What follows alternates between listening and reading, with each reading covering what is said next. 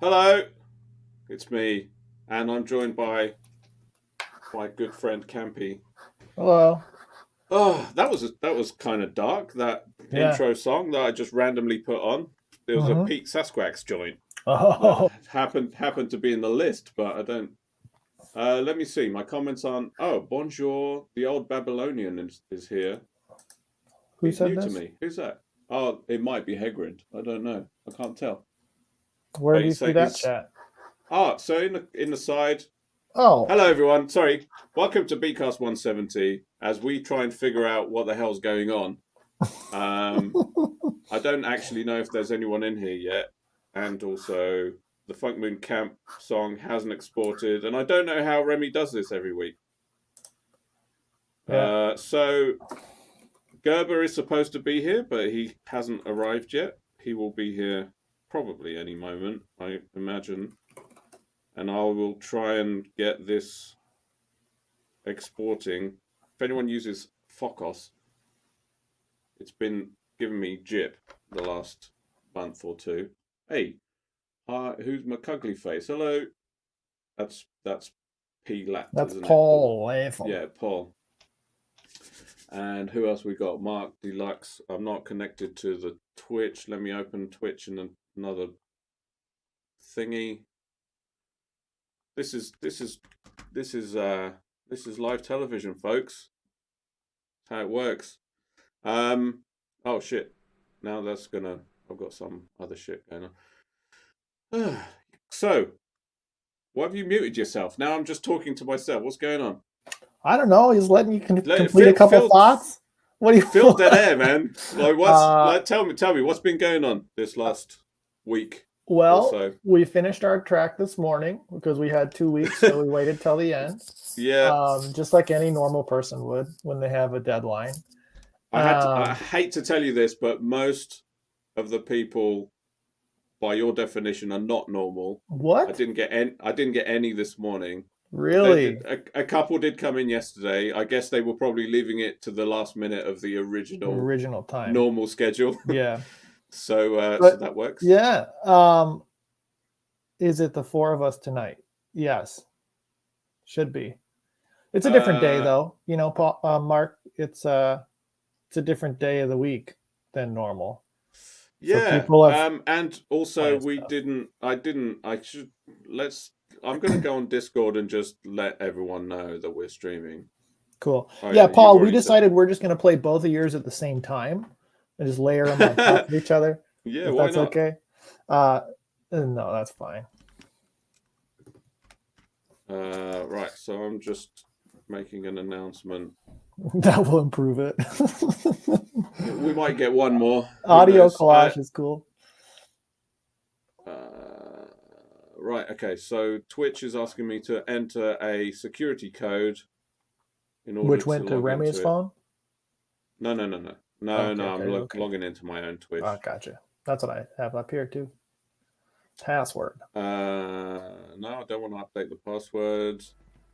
I guess we could actually play the first track Sure. while I'm figuring all this out.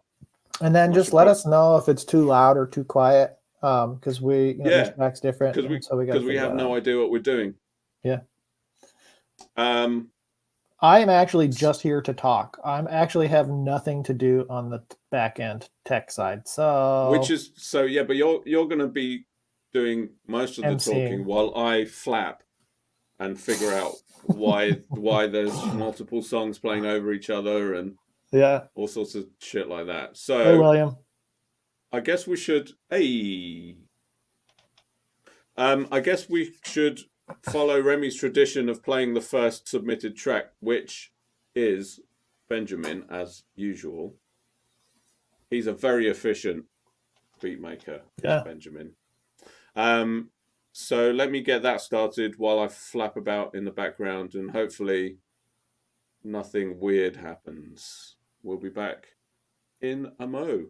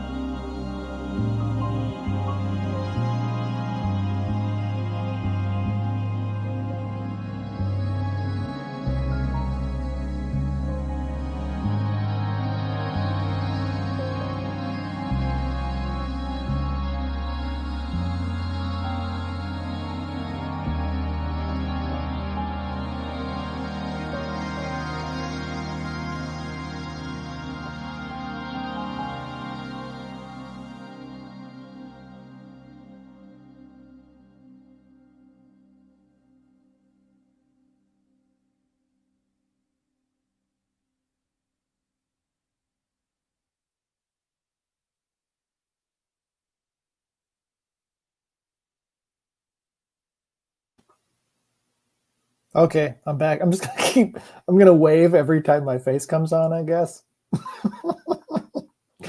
I like that. You're muted, but that was chill.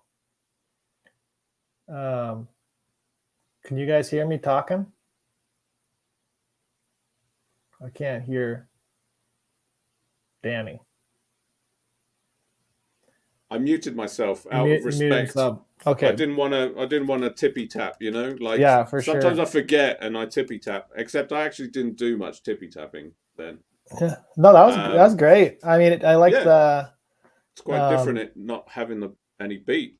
Yeah, it's cool. Yeah, there's a little bit of like polytonality happening with like the planing piano on it. It's pretty neat. And the bouse sounded good. Mm-hmm. The bouse, as I like to call it. I am a bouse player myself. Yeah, as a bouse player. Did you think he recorded live bouse into that? Or? I think he uses I can't remember what he uses. He has a couple different bass plugins he uses. Oh yeah. That's probably that. Maybe he played it live. I think he still has a bass. Good. Yeah. Sweet. And we did have Gerber into existence and then out of existence while that was playing. Yeah, good bouse. So next up, I've got Tapsy. The only thing is that it's audio only. Let me see if I can do this a better way. Hang on. It might not be. Let me see. Is this even the right? Nope, that's not the right track. Oh wait, it shows on this. What's happening? Never mind. We're good. Are we? Just talking to myself. Oh yeah, no, we'll do that. Okay. Well, you can talk to me too. Yeah. So I'm curious to see what people do with a documentary. I bet there'll be a lot of like spoken word stuff. Oh yeah, happening. so I guess we should probably talk about the challenge, which apparently I think it was like Damien just came up with it and wrote that post. I don't think he spoke to anyone about it, did he? He just like suddenly. I don't know. Probably talked to Mark about it. Yeah, probably. Mark, did he talk to you about it? Still getting fucked. Right. Sorry, I should watch my language. You're just saying the name of the app, Danny, which is Focus. I suspect that Glonk Squad probably already did one to follow the theme and then just decided to post the theme because it saved them some work, which is like the glonky. They wouldn't do that. That's the way. That's the best way to do it. Efficient glonking. That is sufficient and efficient glonking. I'm going to bring in. Oh, he Hello, brought himself Michael. in. Hey, can't hear you though. You're muted. No sound. Well. Oh, there you are. Oh, there you are. You can hear me. Yeah, there you are. Hello, everybody. Hey, man. How's it going? Did you join as a guest originally and now joined as an admin? Exactly. Yeah, I thought so. Yeah. Just as I suspected. Oh, good. Well, I'm still trying to export the Funk Moon Camp track. It keeps failing at the last second. Like, Focus is fucking with me this last few months. Hey, Michael, I meant to ask you, but I didn't. Yeah. Were you in Portland, Oregon for Oregon last week? Man? No. Okay. Last week I was. I call it Oregon. This current week or the week before? Last weekend. We were there last weekend, but when we flew in, the people sitting to our left on the plane looked a lot like you. No, it wasn't you. But they were talking about going there for an ultimate frisbee competition. Oh, and I was like, I wonder if Michael's there. No, the next one is the one in Colorado. Ah, gotcha. Cool. And I have not reached out to Larry yet, but I'm hoping I'm going to see him there. Sweet. Is he in Colorado or Colorado? Is he still there? I like to call it Colorado. Yes, he's still there. Cool. Yeah. Sorry I'm late, everybody. Had a hard time getting here. It's all we good. We played Beach Jammins. We did. It was really I heard good. it. It was good. You heard that. Oh, good. Perfect. Cool. So I'm going to now attempt in in hang on, actually fill dead air for a second. Let me copy this. We have DJ Michael. Oh. No? Okay. What? Oh, Michael just had one earbud on. I was like, oh, he's DJing right now. Oh, yeah. No, well, let's. He's getting ready for some scratching. How do I paste, duplicate? There we go. Let's see if this works. I'm going to play the next track. Michael, if I ever start the track and I don't go full screen, feel free to full screen me. Yeah, no problem. Let's do that now as a practice. Okay, bye. Bye. Show you how one of these sounds might be laid in to a piece. Okay, we're in tune. Everything sounds like it's about right. I'll start the A track, and you'll hear all the other components of this score, and I'll add in the solo. Now I'll patch this up here into one of my output modules, and try and show you how with these primitive sounds we start to get some very musical sounding things. Let me try and show you how we get some of these sounds. The simplest one of all is something that any lab technician must have seen at one time or another. It's called a sine wave. It's very smooth, very flute-like. A little bit more complicated wave is called sawtooth. And it's called sawtooth because on an oscilloscope screen it looks just like a sawtooth. This one is a little richer, a little reedier, and it resembles a lot of sounds found on home electronic organs.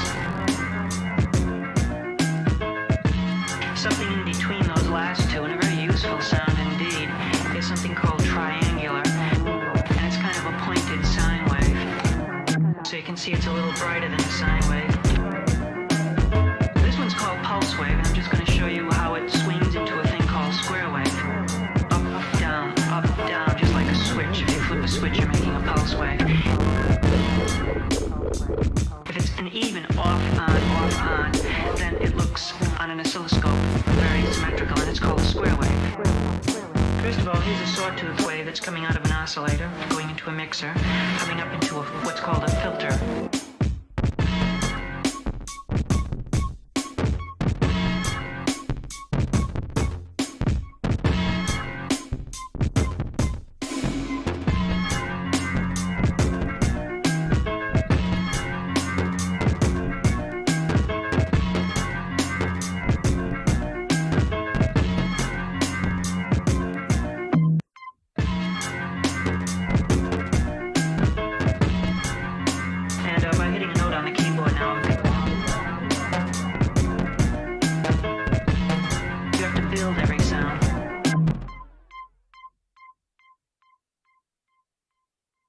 To start to build these sounds, you have to start with something pretty simple.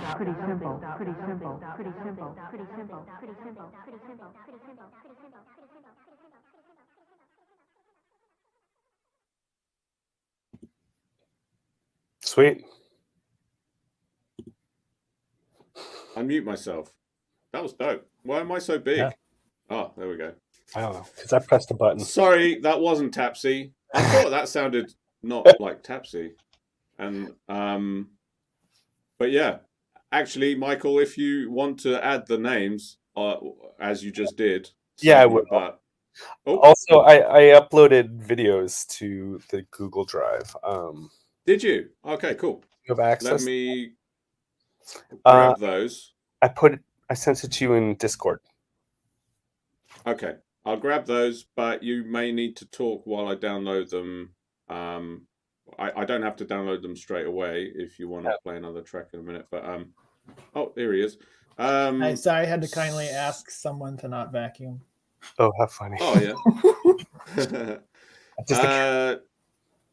Let me try and grab those tracks. So if you want to chat, I liked all the vocal stuff. It was like fat, as in like I meant fitted, but I said fat as in the past tense of fit. Real nice. But also it was fat.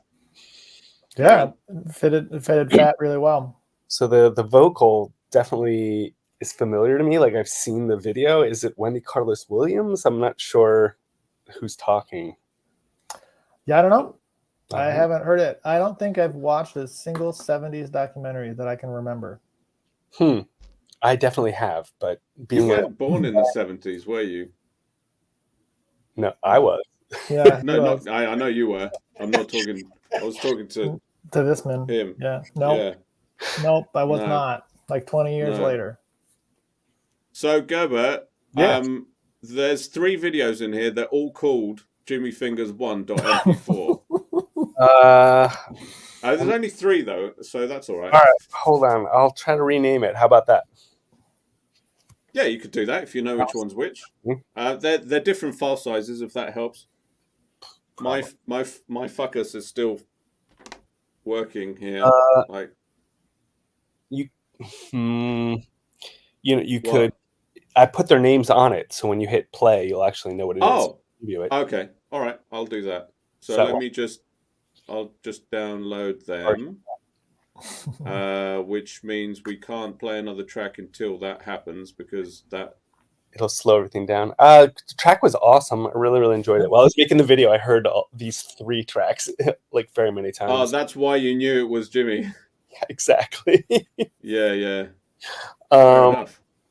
Yeah, the bass was so gravelly. It was awesome. Really, really dug it. And then just the timing on all of the vocals were like perfectly on beat. It was really good. Yeah, I like how he like. So I don't know if what are you laughing at? Oh, I'm just laughing at William saying to start talking in the middle of Michael talking, Campy. I'm going to interrupt. Yeah, well, that's what I usually do. But these are okay. It's downloading. It's been kind of slow, so we can just talk over it. Campy, talk. Yeah. I just thought it was a fun one that it matched up with all the different waves. Although the sine wave seemed a little bit folded. I don't know, Jimmy. No, it was good. It was good. It was a lot of fun. Yeah, I don't know. It's a very 70s documentary. For sure. Nice. Mm-hmm. Right, so this has downloaded. It had that distressed sort of feel to it as well. Oh, what feel? Distressed. I wasn't sure if anybody else was going to go that route because, like I've been saying, like there's maybe a Boards of Canada sort of theme actually in this week. So I kind of lent that way in my track. I just sort of leaned into it, but I assumed other people were going to as well. I mean, if you're using source material that's sort of scrunchy and grungy as well, it kind of sort of makes sense to stress the track a little bit. So Jimmy definitely had that going. Yeah, our track has a little bit went more Boards of Canada, I think, than like documentary, which is fine. We may never find out. If we ever find out. Why? We may never. What's like Focus is Focus, whatever it's. I don't know how you say it, but isn't it FOCOS? Yes. Yeah, it is. Yeah, I prefer Focus though.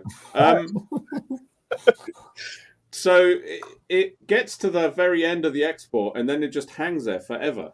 And I don't like. I try sort of cutting into it a little bit or cutting out of it a little bit, and seeing whether it's just like the end frame is like corrupted or something, which is what's making it stick. I'm just gonna go for it. Hold on, guys. I'm just gonna go for it. Go for it again. So okay. So next up we have. Let's see. What I'm gonna do is do these by size because that's a good way of randomizing, I think. Sure. Yeah. And next up, we're going to have Monster Girl. Oh, awesome. Cool. Back to the community. Really been enjoying having tracks on and just a lot of variety to our tracks as well. All right. Cool. So she said something in her email about maybe she's been watching the wrong type of documentary. So I don't know. This may be a little dark. But, let's find out. All right.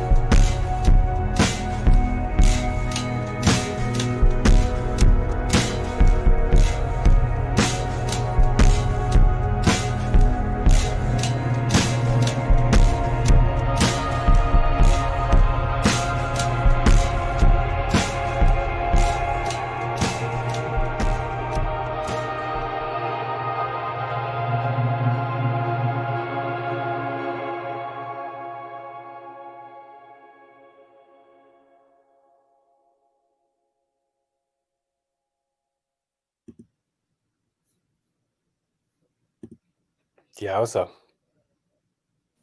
Yeah, yikes. The music was so pretty, so it was so hard to have the contrast of Yeah. horrific imagery. Yeah. The sandwich at the end, I believe, was chicken. But aside from that, the track was great. The track was great and made the video extra emotional, even though it was potentially sadistic, I think. I had to look away. Yeah, me too.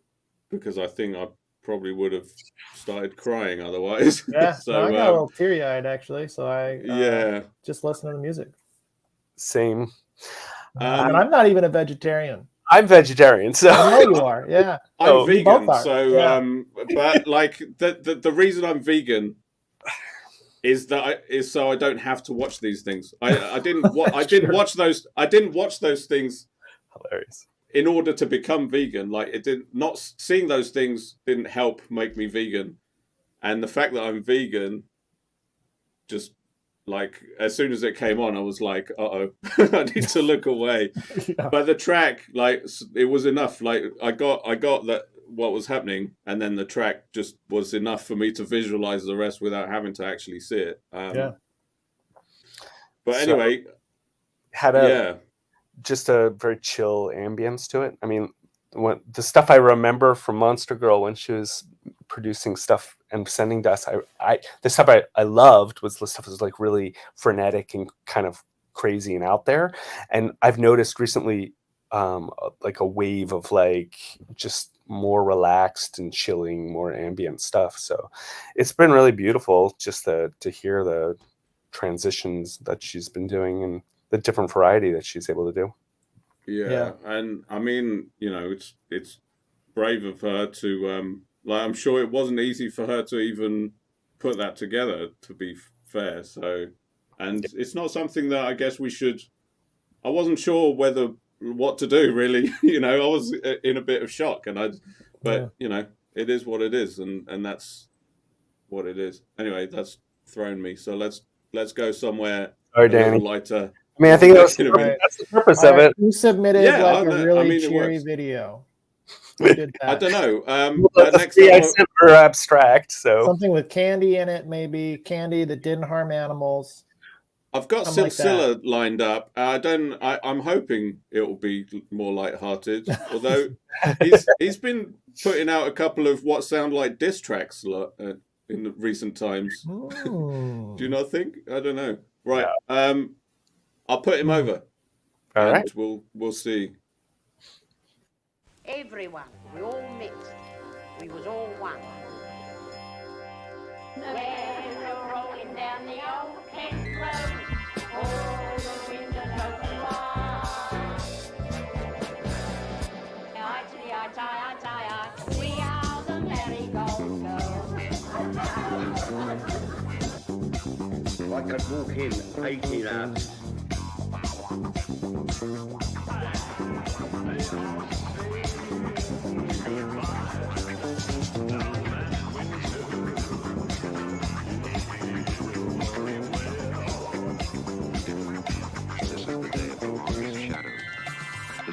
Day of all, the Celts lit bonfires to strengthen the expiring sun on this day.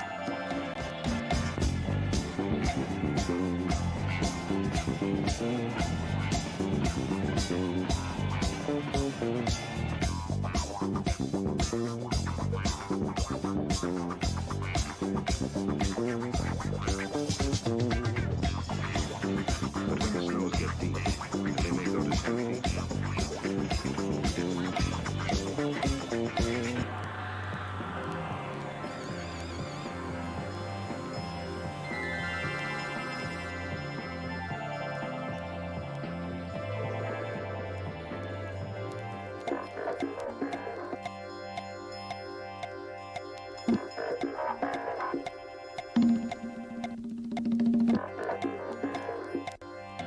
Snow can be a great insulator. Here, the land seems unchanged.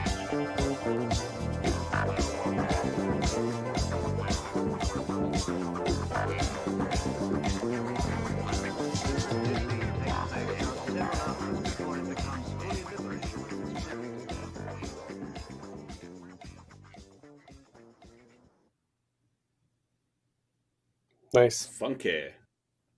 Totally. Yeah. I would love to hear him sing on that one, just because the funk matches his funk voice, like, so it would have been a good pairing. But the music was awesome, even without the singing was awesome. Yeah. No, because I was just on his on Instagram earlier, and like he had one of his tracks was on a Soul of Motown playlist on Spotify, which is super cool. And I just heard a snippet of it from that. I was like, oh yeah, it's like he's kind of in a soul vibe right now, which is cool. Kind of in a Good. funk, Mhm. as they say. Uh-huh. No, I'm kind of in a funk. My stomach's still turning from that last one. Sorry, it threw me for a loop. Yeah. But that, I mean, not even that funk could funk me out of that funk, as they say. That makes powerful art, though. Art. It does, yeah. Art that makes you feel is powerful. It's not all of it does that. That's true. And I'll be reeling probably for the rest of the day. But what else has got me reeling? Oh my God! It's Our track's still exporting, everybody. It's not. It's well. Our track's done exporting. No, it's not done. It is done. It's done trying to export. It's just giving up on me. I don't know. You want to send me the audio file and I'll make a video for you? I've got the video and I've got the. It just won't export. I'll just keep trying, and then if we get there, if it gets to the last track, and it's not ready, I'll just play the Jamcam version or whatever. Anyway. I'm curious how Silsilla, if that was like a loop of something and then layered it. Like I'm wondering what's layered and like what was. Yeah, not sure. If the drums were from something else. Like I don't know. Seemed kind of more like a turntablist approach, maybe like a straight up sampling version. He does play bass, so I don't know. Yeah. I mean, it sounded like a pretty authentic kind of 70s sound. So that's right. Well, it's probably a sample, but I assumed it was a sample, but just because of our theme this week is like grab something from 70s and it sounded 70s. Yeah. Maybe I'm wrong. Yeah. Maybe. Yeah. Cool. Well, next on deck is P. Lat. He submitted 2 this week. Okay. Also known as McUglyface in the chat. I like to call him McUggs. McUggs, yeah. I asked him if I could. He said I could. So that was very sweet. Yeah. And also I just like that, UGG, like the shoe. I think that's fun. People with multiple names, they confuse me. I can do one name sometimes, but 2 names, I actually get really confused. So when you said it was McUglyface, I'm like, oh yeah, I know he's told me that before. Yeah, but it's also P. Lat and it's also Paul and it's also exactly. McNuggets, I guess, is something new in the chat I'm learning about him. Hilarious. I'm going to. Oh, so hang on. They will be played at the same time. Do you want me to play them back to back? No. I would say it's a joke from earlier when I said we're playing them at the same time, collage style. Oh yeah. Well, I could do. No, I could lay let's them not out. do that. All right, let's not do that. Let's okay, not do that. Let's go. The plow created all the conditions necessary for civilization.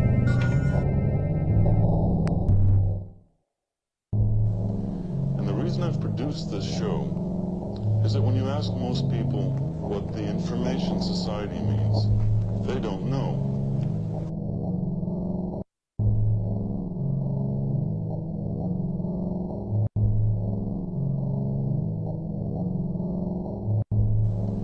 And the reason I've produced this show is that when you ask most people what the information society means, they don't know.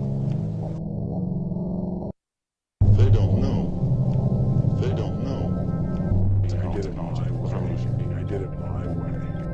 Technology was revolution.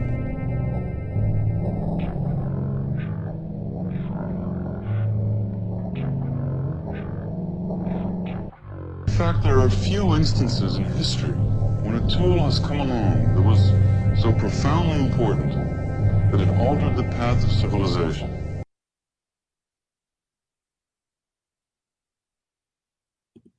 That was abrupt. I wasn't expecting that to end. Yeah, it was an abrupt ending, but I was ready for it to keep going.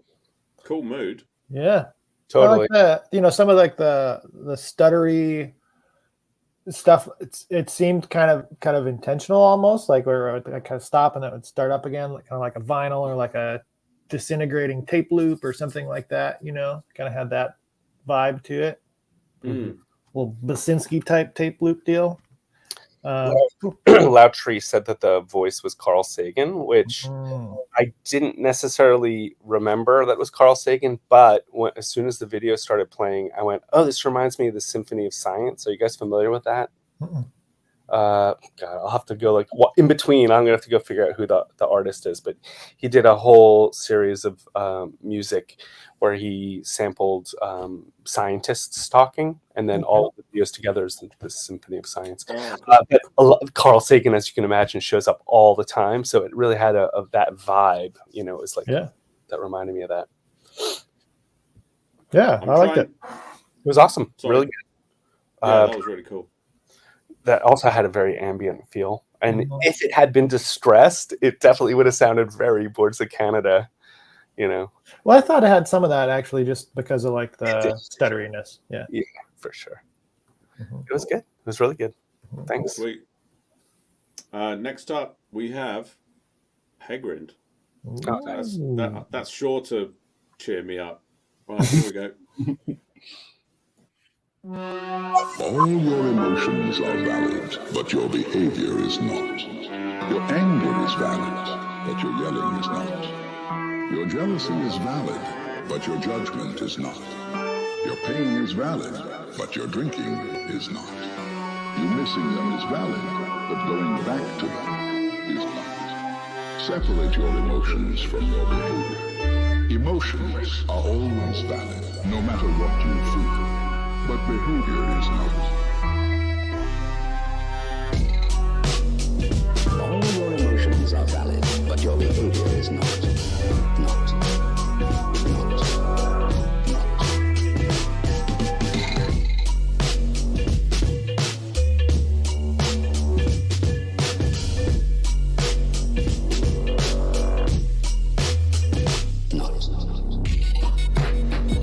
Your pain is valid, but your drinking is not.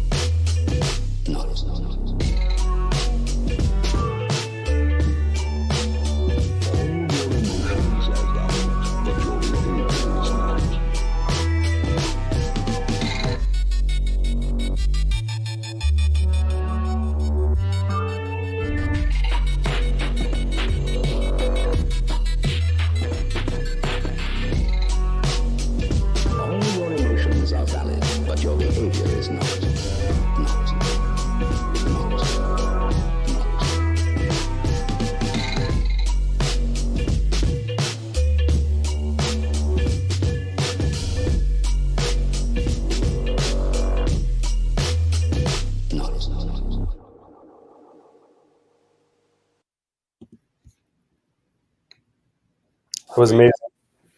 Yeah, that's great. Very, very upbeat. Mm-hmm. I get really like that, the stuttery vibe too. Towards the end, it was like had me bouncing for sure. Yeah, the switch up right towards the beginning was pretty cool too, where it was like sort of a brighter tone, brighter sound, and then it like kind of chopped to a more bass driven section. And I think it kind of stayed that way, but that was a cool switch. It was awesome. Yeah. Yeah, that was cool. So you were just saying that you fell asleep at the wheel, the Boards of Canada. Yeah, so a little bit more. Well, yes, I did. So it was winter, driving in North Dakota. So it was like snow and just like bright white light reflecting off of the snow.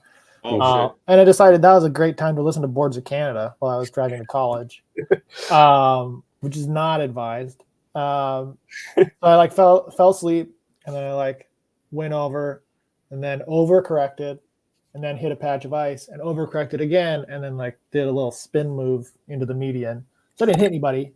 And they were able to tow my car out of it, and it was just fine. It was like a little bumper thing, but But did you actually lose? Like, micro sleep?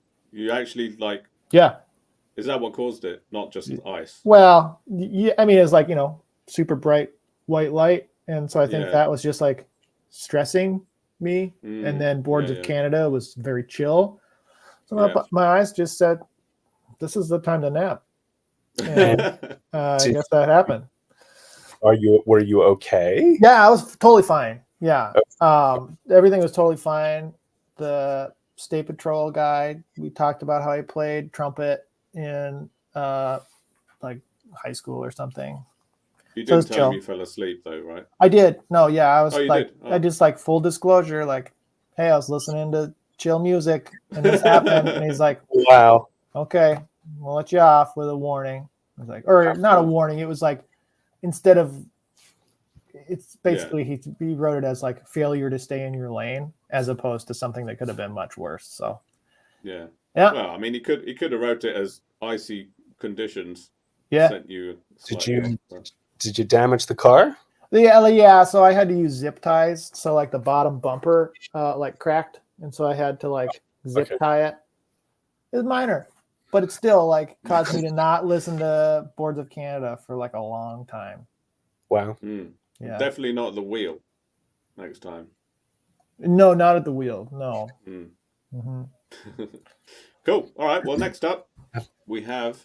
I think Flying Zulu sent something, and also, and Pilat saying like maybe he's not going to listen to Boards of Canada.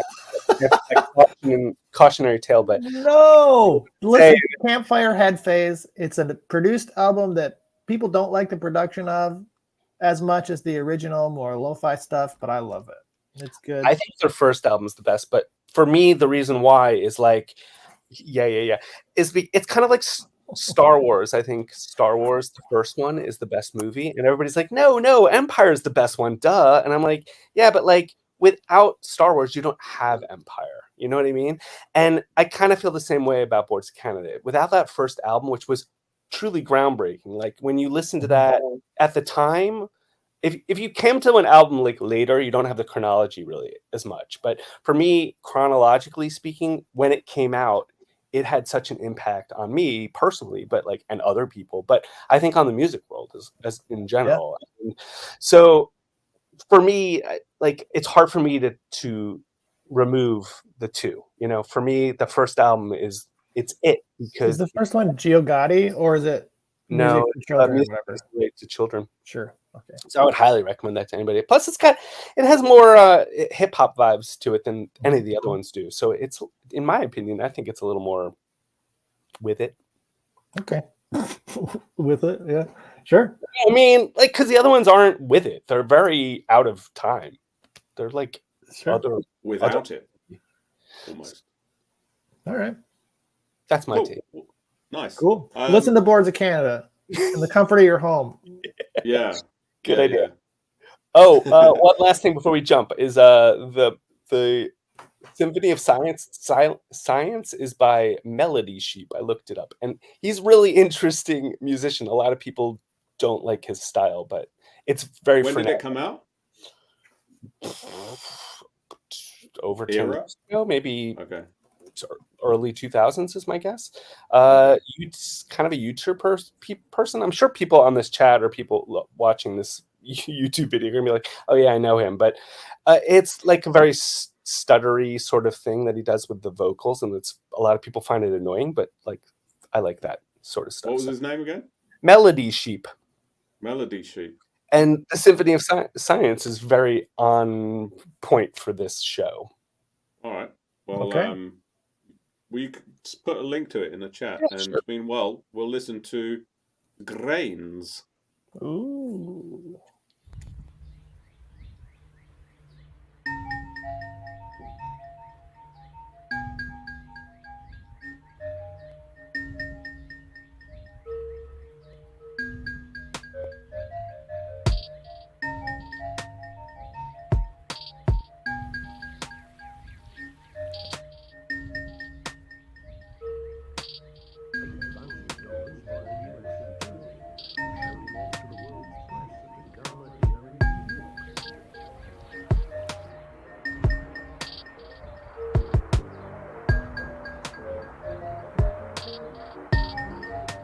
1980s, Oliver disappeared from public view when he was sold to a medical research laboratory.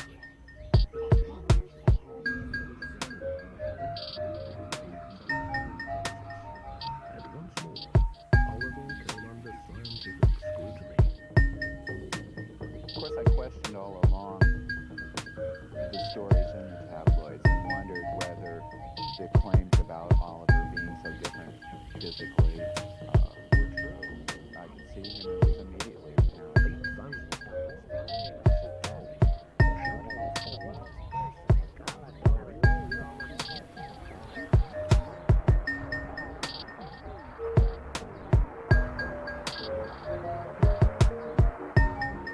In the 1980s, Oliver disappeared from public view.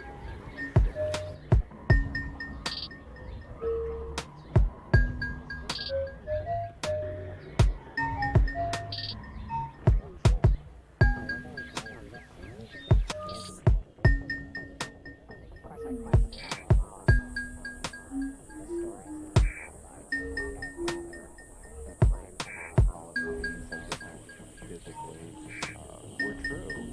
I could see him, it was immediately apparent. $8,000 by a U.S. attorney who showed him off to the world's press at a gala dinner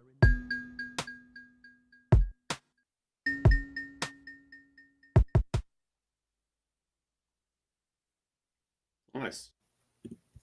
More Cranes is so animal good. exploitation vibes, but a little more disguised.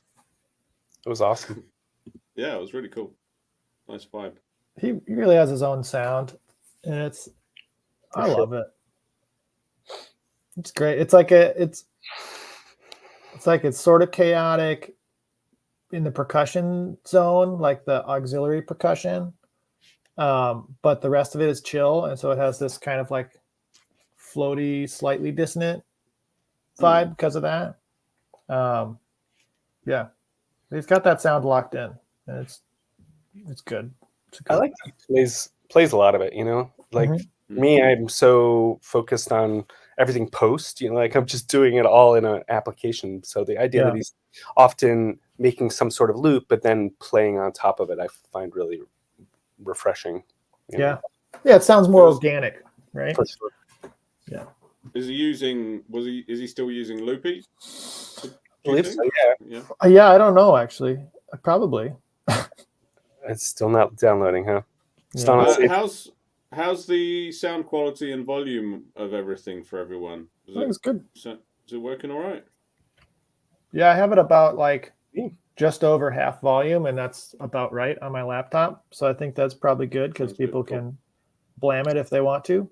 I'm at full volume. Oh boy. He likes to blam. He's a blammer.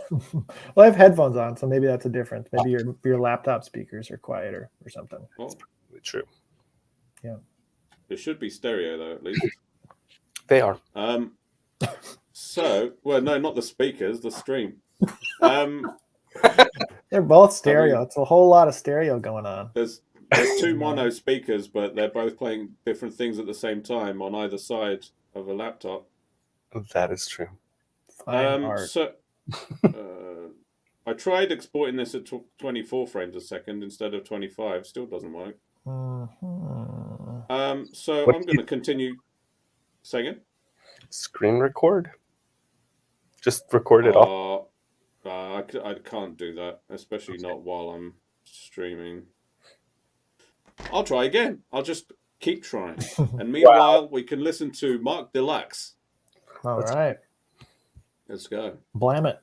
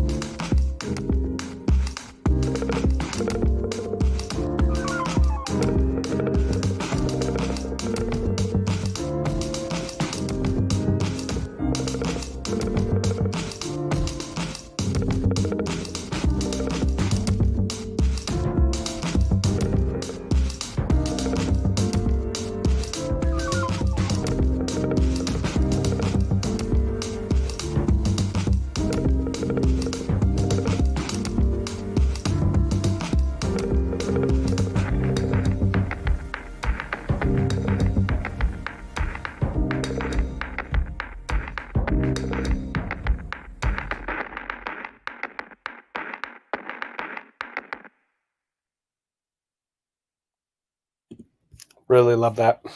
Yeah, Now, that was awesome. The problem with the Beatcast is that type of minimal house you could just listen to for like 8 minutes long, right? Yes. Like that could just go so many fun places, and it did. But like, that's like an 8-minute track. Yeah, it needed to be twice as long. Right. Yeah, that was awesome. I feel that finally cleared the knot in my stomach. Nice. Yeah. It sort of it smoothed me out a little bit, which is nice. Yeah. Digestive, So that was all Prism stuff in the background. That's cool. Yeah. Prism's really good. I might have to get it now. Have you been using it at all, Michael? No. So, like, I have so many apps right now that I have not started. Like, I've tried. I've like ran it once or twice and tried, but it's really good. It does specific, like, especially melodic, like harmonic stuff, quite different to any other like sequencer. And so my arc with Prism was like when I first saw it and saw a video of it before release, I was instantly like, I don't need this. It looks terrible. I don't want it. Yeah. And then Michael was like, you should maybe have another look because it's quite interesting, even though he's only used it a couple of times by his own admission. But so I watched some more videos and I still wasn't really convinced, but something got into me, like a little niggle, and then I got it. And it is quite. There's definitely something special about it.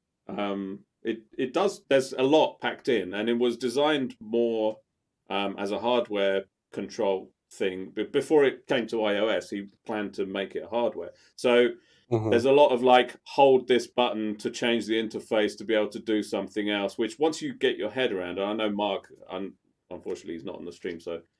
But he's been using the Launchpad with it quite a lot, and so the Launchpad basically makes it a hardware little thing. I still reach for the screen, like when I've played with the hardware a little bit, and I still reach for the screen quite a bit because I got my head around it with the screen. But yeah, so we're now beta testing with it, and we're in touch with the Mage. Nice. There's a lot of stuff coming. Like he's building in all like CC automation stuff, and like he's got all these like crazy ideas that is crazy like, idea super. Guy. Are there parameter locks and stuff like per step? Not right now, but there will be. And not only that, he's building in. I actually haven't quite got my head around it, and it hasn't come out to beta yet. But it's just like in early development. But so I was talking to him about how I use Drambo to like control. Basically, Drambo I don't really use as a sequencer. I use it for CC modulation, and then I use it to sequences or other device states rather than actually using it as a pattern sequencer. Yeah. So he's talking about building in some CC thing where patterns can control a whole bunch of other stuff and send out other things, and he's going to put in some like two dedicated LFOs per track or something, and I don't know, like he's got big ideas, so I would definitely support the project. It's doing things quite different to other sequencers. It's not the best drum sequencer of them all at the moment. There are missing features, but overall, like you can have 12 different tracks. Some of them can be drums, some of them can be melodic, and they can all kind of talk to each other and play off each other in really interesting ways. So, all right. So that's cool. Drums better than Drambo? I don't use Drambo ever for sequencing drums. I think patterning too is probably. People who do say it's the best. I can't agree. I can't see it because. So what do you prefer? I prefer at the moment. I think patterning is probably the best. I do just for drums. Seeing what's going on and being able to manipulate it as well as all the other like CC stuff. But the thing is with Drambo, especially like even like it's got the step sequencing, but then there's no real way to like it kind of puts all the different notes together onto the same track. Whereas what I like about Prism is that you've got the 4x4 grid, and as you go to different hits, it has its own little timeline, so it doesn't become super confusing. In Drambo, the only way I would be able to use that is go back to the piano roll, and then I'm editing drums on a piano roll, which again isn't ideal, you know. So I don't know. I don't get Drambo for that purpose personally, but call me on brand, but I do all of my drum sequencing in Koala. Yeah, and I've been doing that too, and I still do because it's just like really easy. The nice thing with Prism is that when you switch patterns, it sends out a MIDI pressure note, which I wrote a Mosaic script to to convert that for now until he builds in the CC and note stuff, the CC stuff. But basically, it means that I can make it switch Koala sequences from within. But it doesn't have its own built-in song mode or anything at the moment, so it's really about setting up patterns and then playing them in a live sort of situation. But there is a song mode coming. So yeah, I highly recommend it. One developer, really ambitious project. So if you can, I would support it. Real unique vision too. It's like he's not thinking like any other developer. He's not looking at other apps and going, "Oh, I can just grab this from that app and grab this from that." No. He has his own unique idea on how a music program should be, and it's. I think a lot of those ideas come from the fact that he does use little hardware groove boxes, and I don't, and you don't, Michael. You probably have more than I have, really. But I don't know. Like a lot of the stuff that seems really clever and unique might be little things that he took not from other apps and not from other iOS things, but from hardware things and putting them in there, which is again, it's kind of a new approach. Not to like when you've got a touch interface and you can just have all the buttons and have multiple screens. It's really easy to just like, okay, the solution to this is just have another page with lots of new buttons. Mm-hmm. And he's kind of avoiding that, which makes it more difficult to just like know what's going on just by clicking around the interface. But it makes it much more tactile once you actually get your head around how to do it. Anyway, it's cool. It looks cool. It's nice. And this what's next? Awesome. Still not working. I'm going to go again. Meanwhile, we're going to listen to Tapsy. Great. And we'll be back. Are we doing my video of Tapsy? Yeah, I think so. Yeah. Fingers crossed. Yeah, fingers crossed.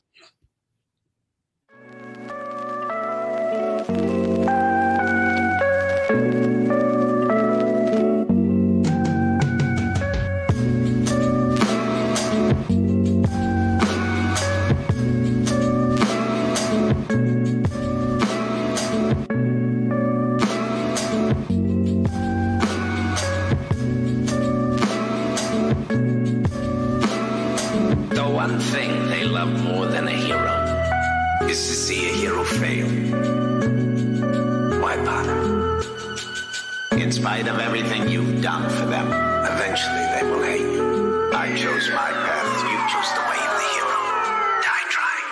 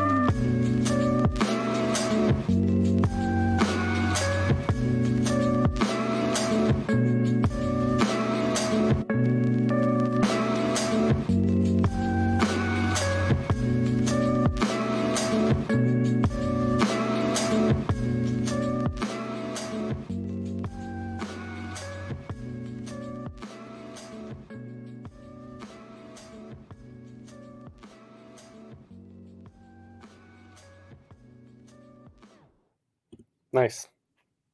Really good. Yeah. That was really cool. Had a kung fu theme there. Hmm. It was mixed super loud. I actually turned it down a little bit from my end. But yeah, that was really cool. Yeah. It had a real sort of laid back kind of vibe to it. A lo-fi boom bap sort of thing. Mm-hmm. Yeah, I think the last couple of Tapsy tracks I've heard, he's been playing around more with like 4 to the floor type beats.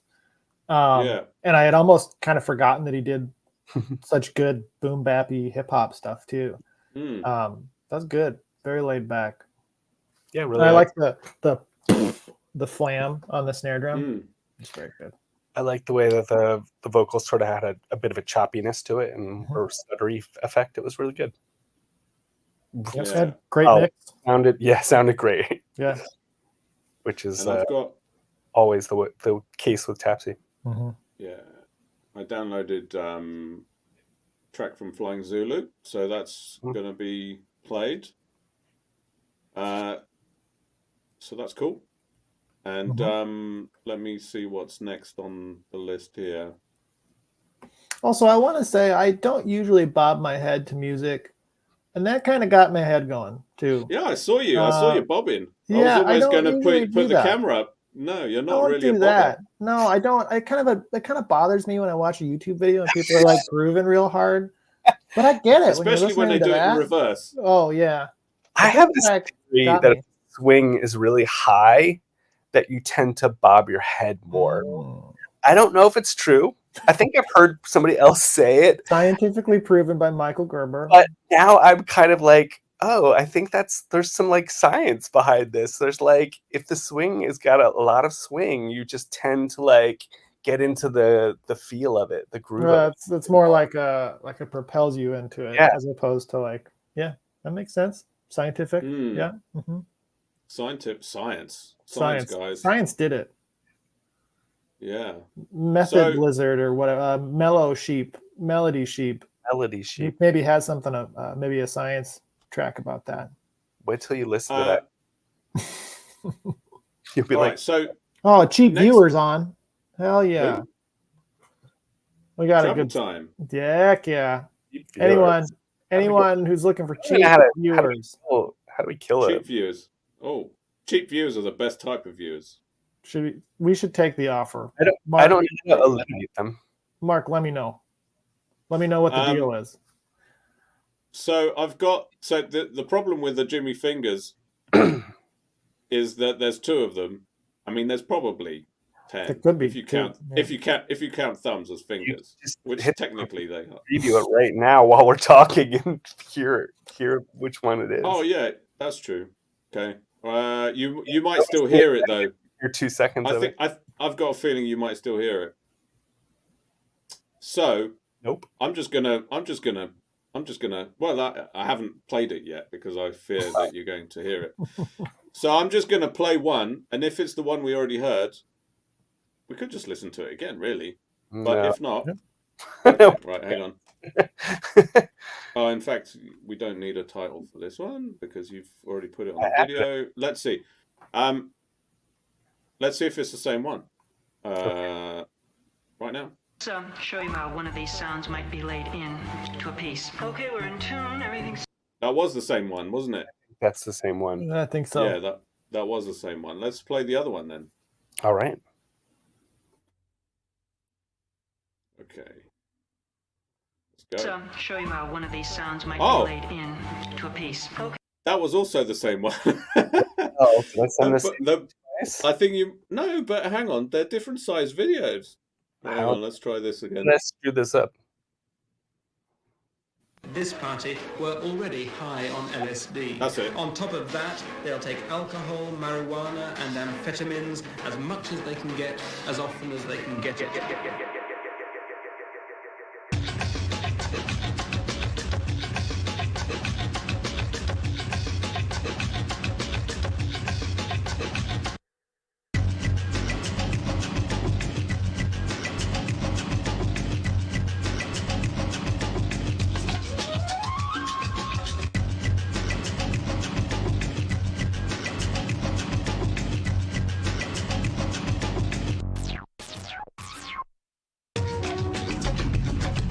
The only member of the family John has any time for is the half-crazed Alsatian, which he calls Hitler.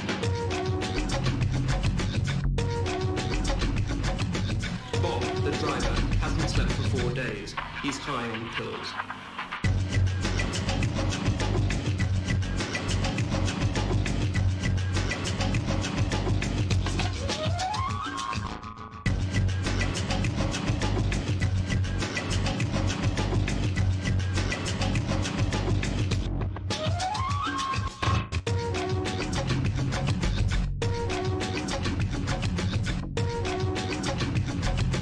Grebos and honkies, mamas and old ladies.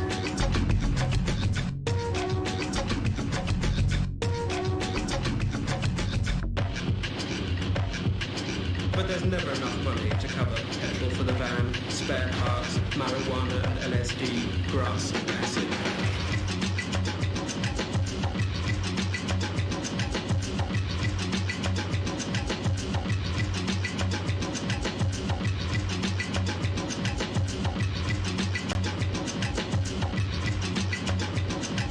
Mad John, Uncle Nick, Happy and Bob had left.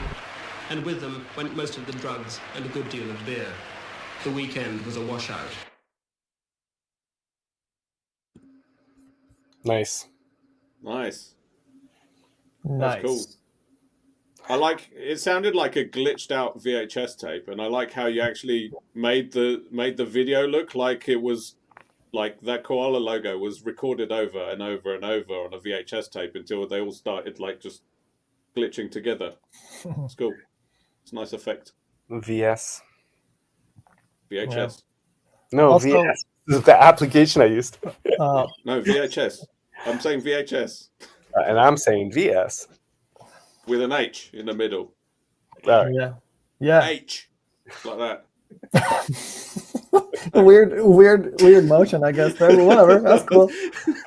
I'm already. I think Mark is already probably exporting that part of the video for gifing. That's later. a gift. He's straight. Yeah, gift that's a right gift now. right there. That's a straight gift right there. Yeah, No, that that's was great. cool. Yeah, I like the bass. Like, there's a little like synthy bass that's kind of like bloop, bloop, sounding a little bit. It's good. It's good. Good I like selection of sounds. I liked how the song dropped out quite a bit and then started back up. It like pulls you back in, which was pretty cool. Yeah. Just Yeah. great. Music's That's awesome. dope. I love when Jimmy, doesn't have to sing, and can just really focus on the music. It's really I do love his storytelling, but he's a great musician and beat they're maker both good. as So well. it's like nice Yeah. to have both, you know what I mean? Like I don't know Yeah. if he feels like he has to sing every single track, but like clearly his music is so good, he doesn't have to. He's really talented. Yeah. I struggle Yeah. with that myself, like when I'm like making a With solo being too track talented. or something. Yeah. No, not with that. But like when I make a song and I kind of at this point always assume I'm going to sing on it or have some sort of vocal line on it. And then I run out of time, so I don't do the vocal line, and I'm like, well, is it incomplete now? And then I don't submit it or something, You should anyway. If it, yeah. I mean, it's not gonna offend anyone that I didn't sing on and it. even if you just like, you could just put it as a 1 minute vibe or something. Like Yeah. you played me because it would have been perfect intro music for the show. I think you sent it to me, but I didn't manage to. It's in our folder. So before we started streaming, Campy was like, "Oh, I did do a solo, but I didn't get it finished, and I didn't submit it." So he just played it down the mic, and it sounded really great. Yeah. So, anyways, It just- it's good. I think it's probably good practice for me to even just submit it, like you're saying. But even so, like it can sound just as good without vocals as Jimmy Yeah. shows, For or sure. as a lot of people show, like Silsilla, also I think- instrumental, Totally. A lot of Funk Moon Camp tracks wouldn't work without a vocal, I think. Thanks for the pressure. But I mean, I don't think that's true. when but they do, they do. But when you don't add the vocals, sometimes you think to yourself, "Oh, I need to add an extra piece," and there needs to be Yeah. something to grab your ear and make the difference, the thing that's different throughout the song. I actually don't sing a lot, but I do think about singing a lot, and so I have this conversation that you're talking about all the time, like not every week, but like maybe 3/4 of the weeks. I'm like, oh, I should add some singing, and I even have the melody line in my head, but then sometimes it just doesn't happen for a variety of reasons, you know. So I would say most weeks it doesn't happen for a variety of reasons, but I do think about it for sure. Yeah. I don't know. Yeah, and then Mark says my voice ties the room together. I got a whole rug of a voice, I guess. Yeah, it's true. Yeah. It does, especially when there's like 3 different people making potentially. Yeah, true. So I mean, slightly disparate parts. Yeah. So when the things feel like 3 different tempos sometimes, like, or 3 completely different feels, or suddenly it'll be 3/4 and then it'll be 4/4 someone else's pattern, or just be like an 8-bar 4/4 pattern that just doesn't actually loop until you get to the end of the 8 bars or whatever.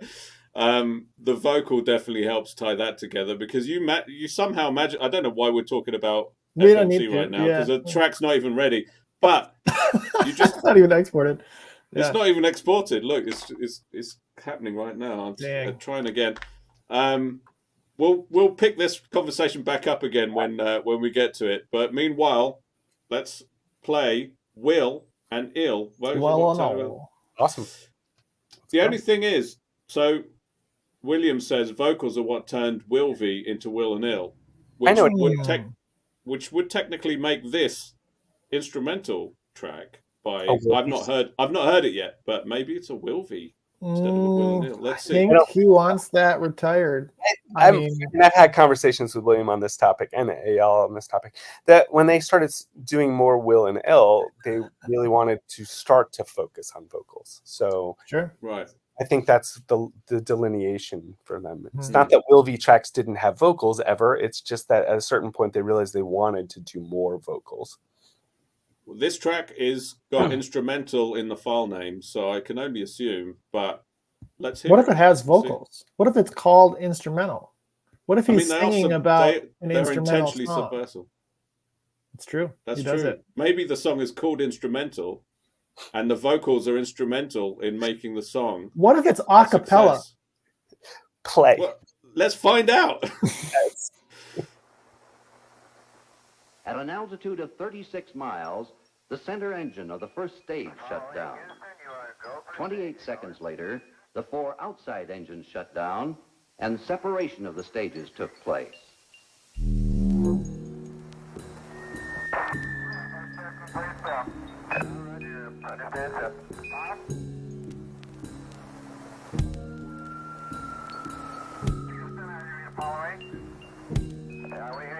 Clear, Apollo 8. Okay, the first stage was very smooth, and this one is smoother.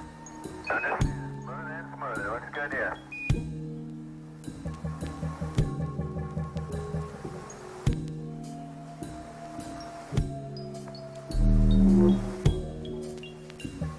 All right, Houston, you're looking good.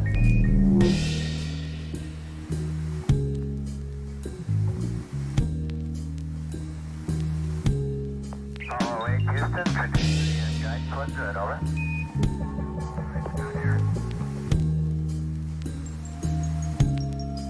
The 1 million pound thrust of the second stage raised the altitude of Apollo 8 to 6,800 miles per hour, 106 miles above Earth.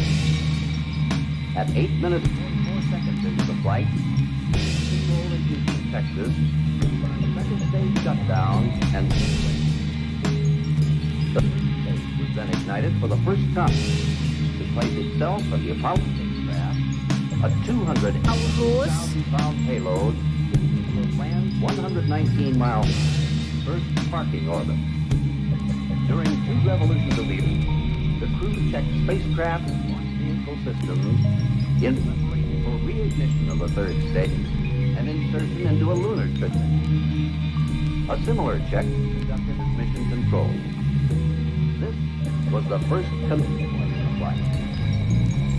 Careful evaluation of all systems of the vehicle and of all ground stations, Mission Control to go ahead for translunar entry. Following Houston.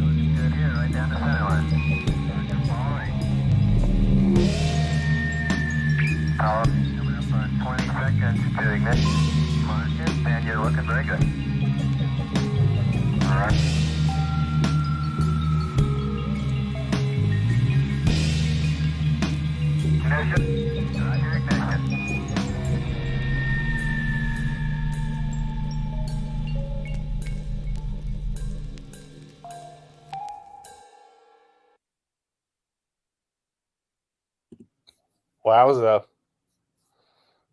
Nice. That's great. I like the that breathing white noise that was going on. That was cool. Real post-rock vibe. It was very cool. Mm-hmm. I like that little alien. As in male? The aliens crying. It was I think that was just guitar with effects, but it was cool. It showed up like maybe 3 or 4 times throughout the song. Campy, it was aliens crying. Sorry. But maybe that's how happy aliens laugh. They don't necessarily. Well, it was we my don't. interpretation was that it sounded like an alien crying.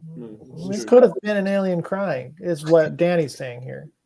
I mean, it could have been. It wasn't. I don't know if it's technically instrumental. It's got vocal. Because the vocal part, there's vocals. I mean, they didn't sing on it, but talking really made it feel like a story, like a story was unfolding. I didn't listen to what they were saying, but I just had this feeling like they were talking about space and space travel and everything. So it's just really good, really amazing. Yeah. Hey, I'll put Sidechain on the talking sample. There's some other weird things I did. Cool guitar stuff. And there's some other weird things I did through resampling. Nice. All right. That was awesome. William did Williams. Yeah, really cool. Nice. Thanks, everyone. Thanks for that. All right. Following that, we've got Glonk Squad. There's some resampling happening there, I bet. I bet. Let's find out.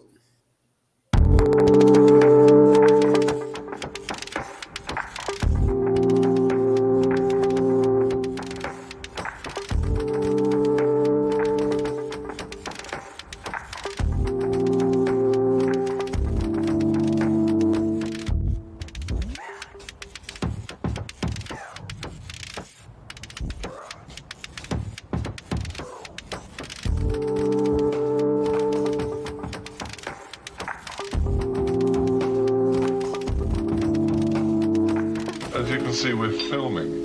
It is going to be a tremendous intrusion into your privacy because we will film everything and there's no lights, so you're not going to be in a position where you think, well, once they turn the lights off, we can talk in secret.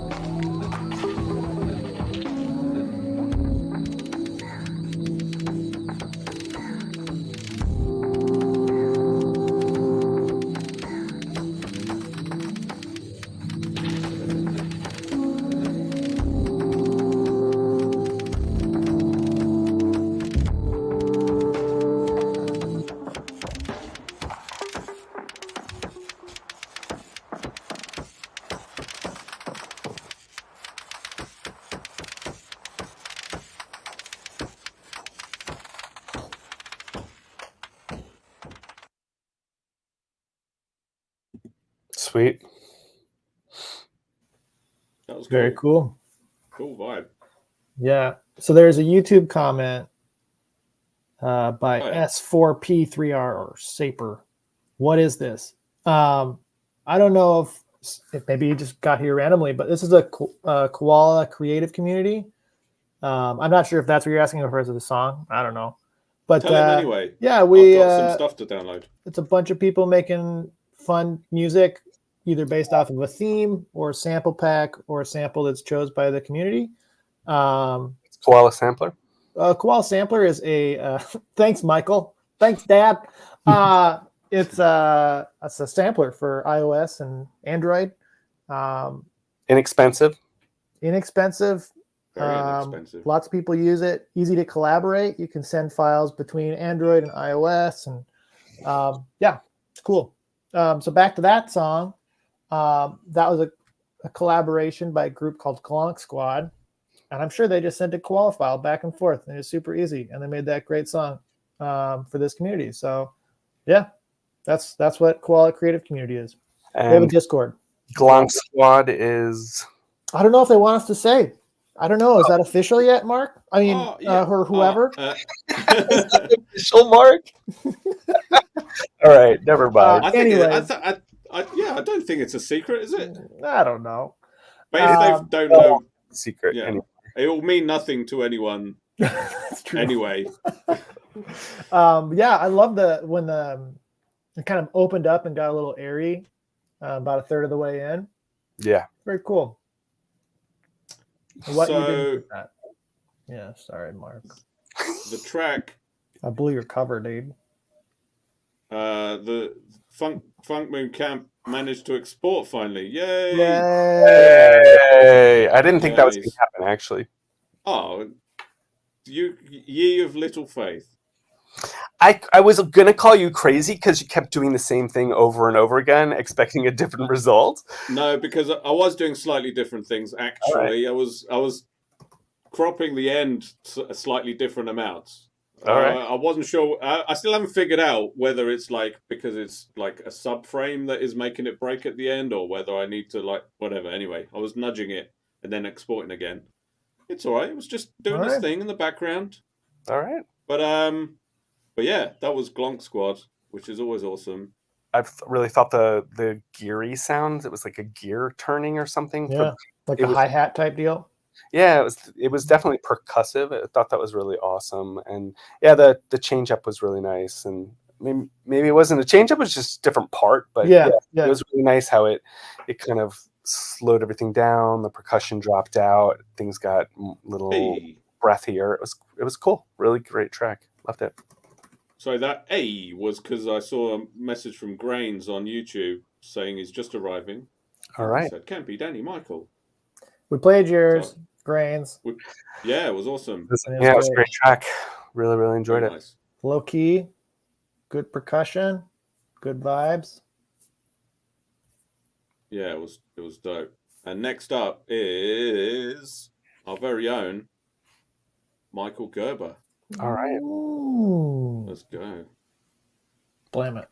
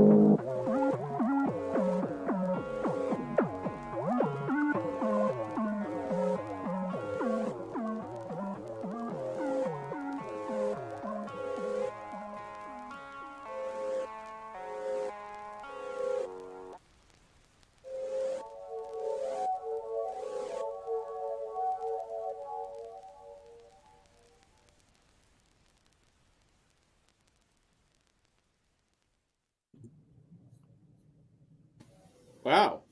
Very That was cool, great, dude. man. Thank you. One of my favorites, I think. Yeah. I really liked. I like the mix was really good. It's almost like everything except for the crackle and the birds had like a high pass on it. So I don't know. I don't know if that was how you did it, but there was like real like you could kind of make everything, even though there was like some grungy stuff going in the middle, and it was like, but the little top stuff was really present without being loud. It was cool. I think the top stuff just probably cut through the effect I used. I acquired the Dr. Vibe effect, which is adding that sort of vinyl sound, but also adds like a complete layer of schmutz if you want it. And trying to find like what's the right amount of schmutz, and I was like, well, maybe I need I don't even know, like something that an envelope follower to like make it come on and off or something, because it was so heavily schmutzed. But at a certain point, I was like, you know what? It matches the theme, and like I actually listened to the unschmutzed version, and the schmutzy one was just so much more like a vibe. It had a better vibe, you know, like a more for this challenge. So I just think the high ends just happen to make it through where the other frequencies probably didn't. Yeah, it could be part of that sort of lo-fi processing that it sort of gives a high pass, one of those things. High shelf pass lower, man. Yeah, that's what it must Something have like been. that. But yeah, no, the birds cut through, but they weren't like harsh in any way, and the vinyl sound was really clear on top. It was really cool. Yeah. You know, sometimes your sound selection also, it's a different vibe, different mix, but it reminds me of Animal Collective's sample choices, like the way that they kind of use random samples as like a groove based thing. A lot of your music kind of leans that way too. Whereas like something that shouldn't be a groove becomes a groove just because it's like a repeated motif or something like that. Yeah. It's cool. Yeah, I like it. And it's like a slowed down Velcro gear percussion. Yeah. I spent a fair bit more time in Koala on this track. I wouldn't say I'm doing that always, but some weeks I'm noticing like I can do things I don't normally do if I spend more time in Koala. Like, and so I've been like, just sometimes the song, it'll feel appropriate for the song, and I'll hang out in it longer, and that'll give me like some more random one shots or something like that. Like I can very late in the game, I can add in a completely different thing, or I need it to sound off exactly at this point. Where if I leave Koala immediately and I never come back to it, sometimes it can be a challenge for me to like add something very specific at a specific time. So I don't know. This week I really enjoyed it. It gave me a track that sounded a little bit different for me and felt a little bit different to create, and I really enjoyed that. I was hoping it was cool, and it definitely had at least two different sections that were going back and forth between each other. My wife and I were supposed to collaborate this week, and we kind of did, but the theme we came up with was hard and soft. I know that doesn't sound very interesting, but I was going to do the hard part and she was going to do the soft part, and so she found her 70s documentary, which was the Stevie Wonder track, which he did a 70s. I didn't hear Stevie Wonder in that at all, by the way. But, it was the documentary about Stevie Wonder. Oh, okay. Not a documentary about Stevie Wonder. Okay. Documentary about plants. I'm pretty sure, and the soundtrack is really good. But it was this sort of string electronic part that was in the middle where it got soft, and I added even more reverb on it. And I had edited it and chopped it a bit so that it was flipped.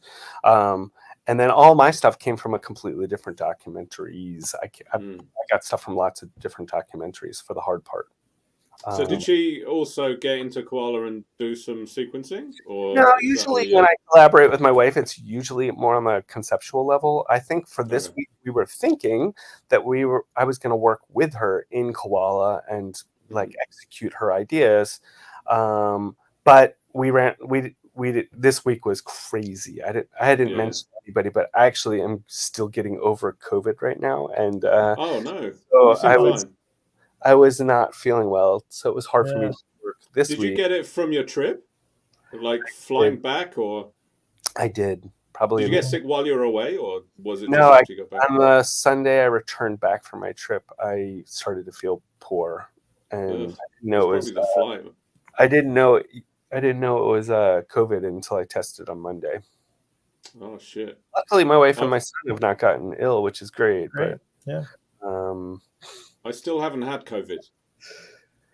Well, you live in New Zealand, so like, great. Not only that, but I mean, I never leave the house, which helps with not getting. Yeah, that would help. Yeah. The Rome airport was just so jam packed. There were people literally arm to arm, like up against, waiting on long lines and stuff like that. And like being in Rome and all of Italy in general is just, I was up against a lot of people. But I'm pretty sure I got it in the airport on the way home.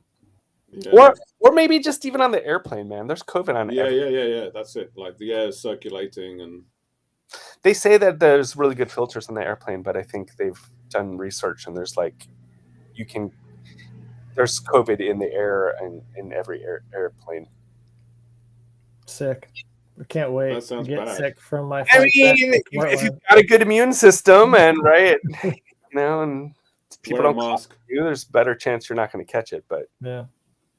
Do you wear a mask on the flight or not?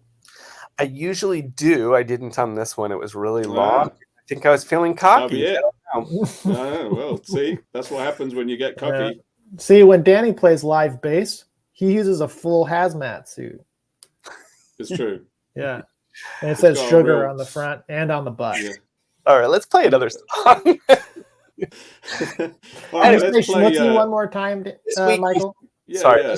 Hold on. This week was really busy, so my wife and I didn't really get to collaborate in the way we'd originally conceived. So we're going to punt and we'll do it the next time we collaborate. Sweet.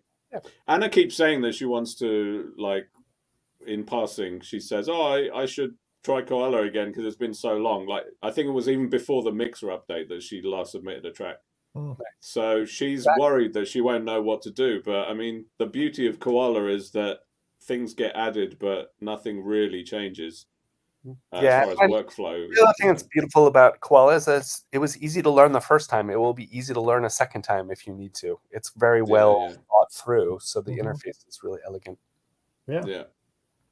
All right, cool. Well, we've got Flying Zulu coming up next. Awesome. So we're in a rant. Like, how many more tracks do we have?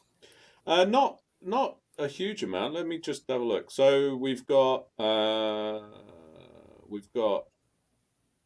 1, 2, 3, 4, 5 more after this one. Sounds good. Not too bad. See the comments where everybody was getting a laugh. I know. Me saying what? It's so funny. Can you say it one more time? What's the emotion that Mark is feeling? I think the emotion is probably can be described as schmutzy. Yeah. As well. Mm-hmm.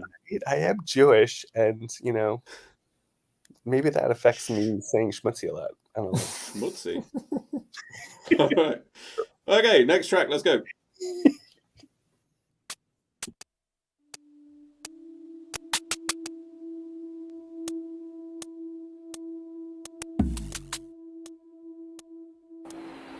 Nous sommes à Aubervilliers, commune de la région parisienne. Au milieu de ces immeubles sans histoire, nous avons posé une caméra.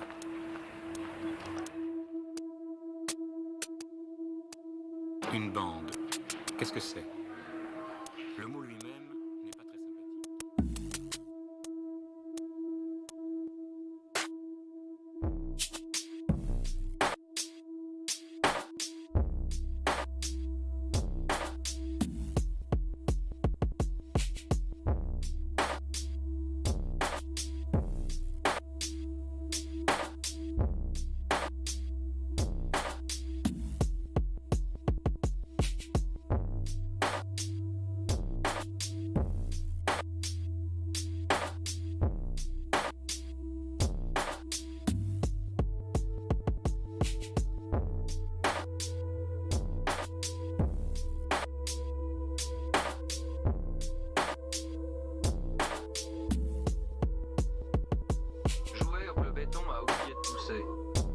recréer la vie dans un grand ensemble.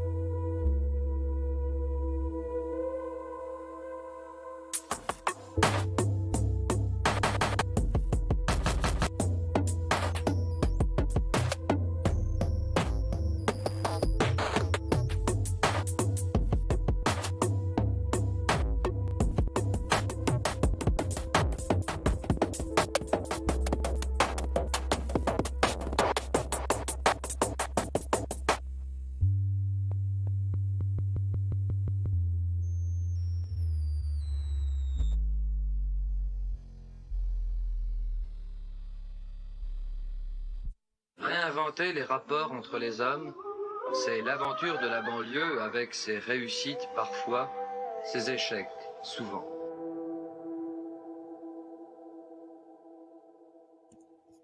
Nice outro. Wow. Yeah. That was cool, man. It's very so cool. good. He's so good. And also, two things about that in particular. Normally, it's a lot more chaotic. And that was somehow like super coherent. And that's not a diss. Like, you know, incoherent isn't a diss. Like, it can be incoherent and awesome, as it usually is. But yeah, had a real groove to it all throughout. And I really liked how that sub bass was just like playing throughout. So you can just do whatever on top and things come in and out. And yeah, that was the vibe. Mm-hmm. Really cool. I'm always impressed and confused by the mix of hardware and iPad and Koala.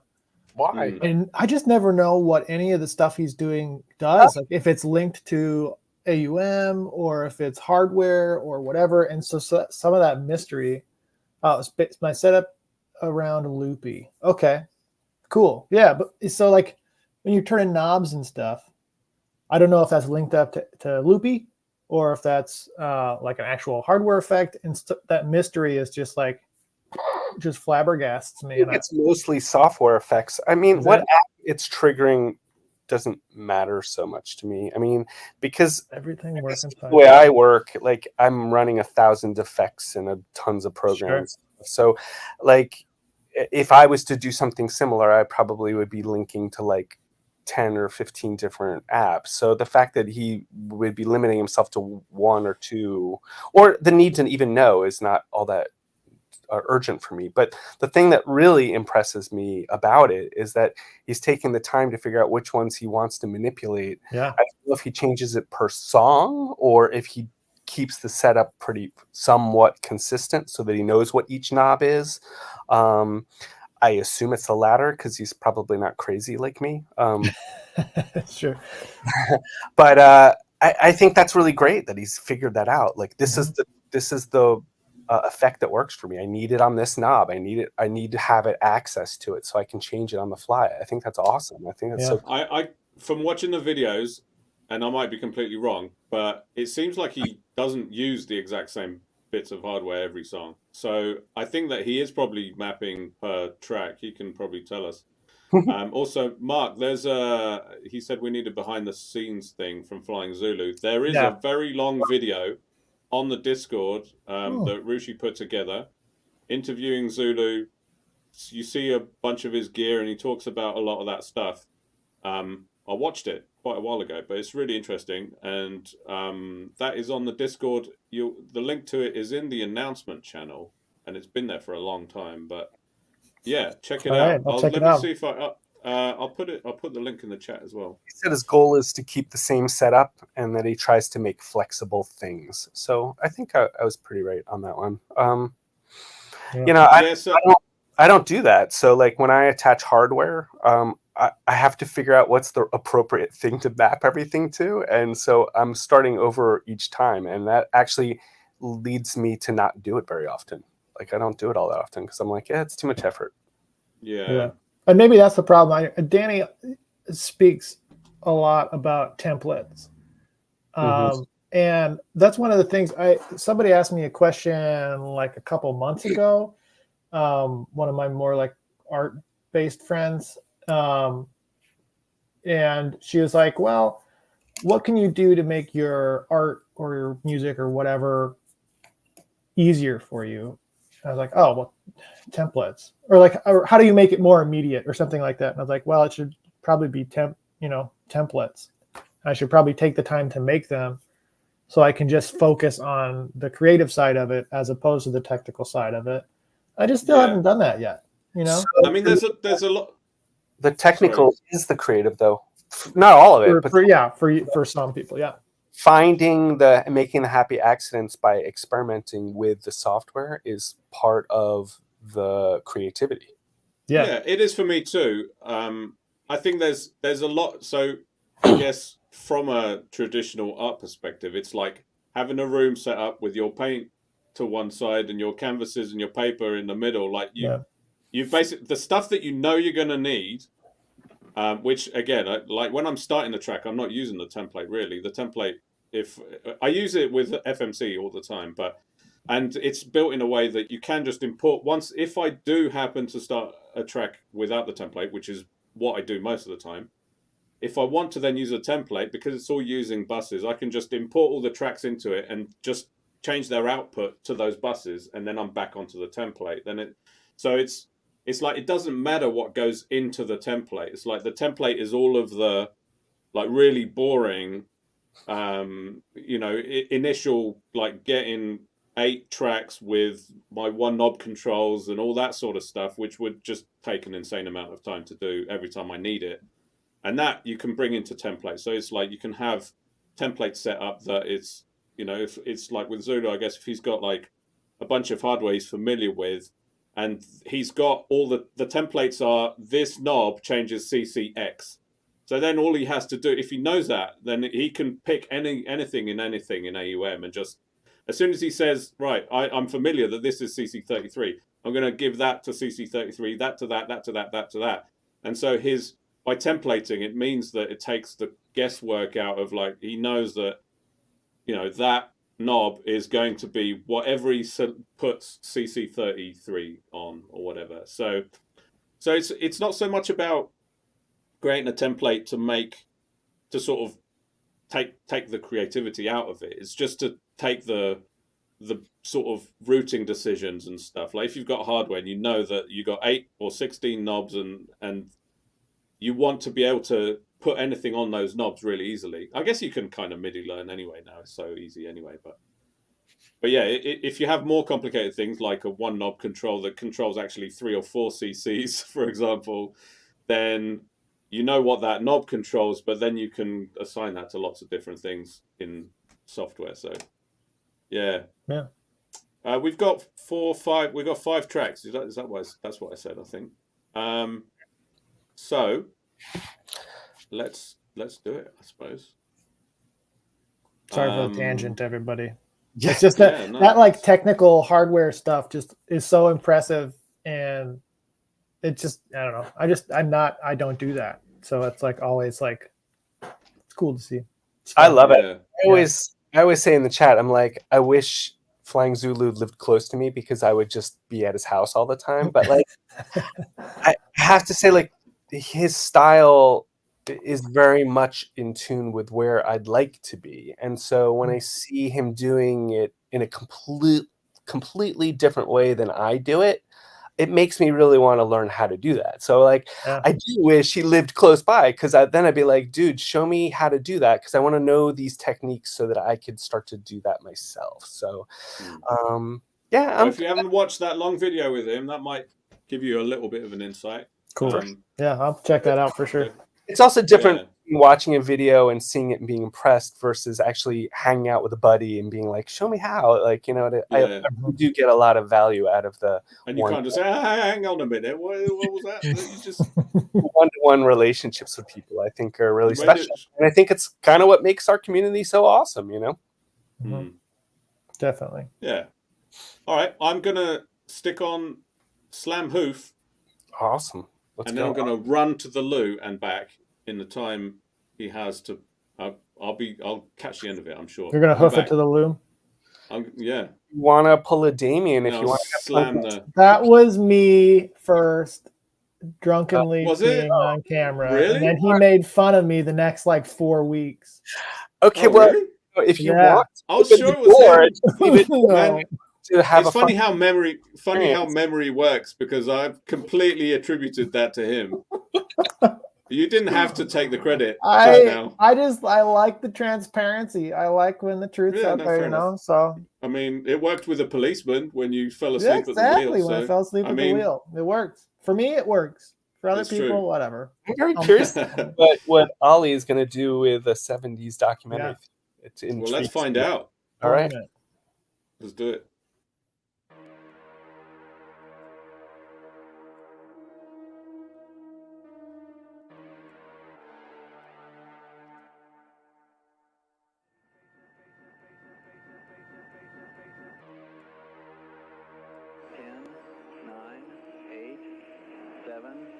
Ignition sequence started. All engines are started.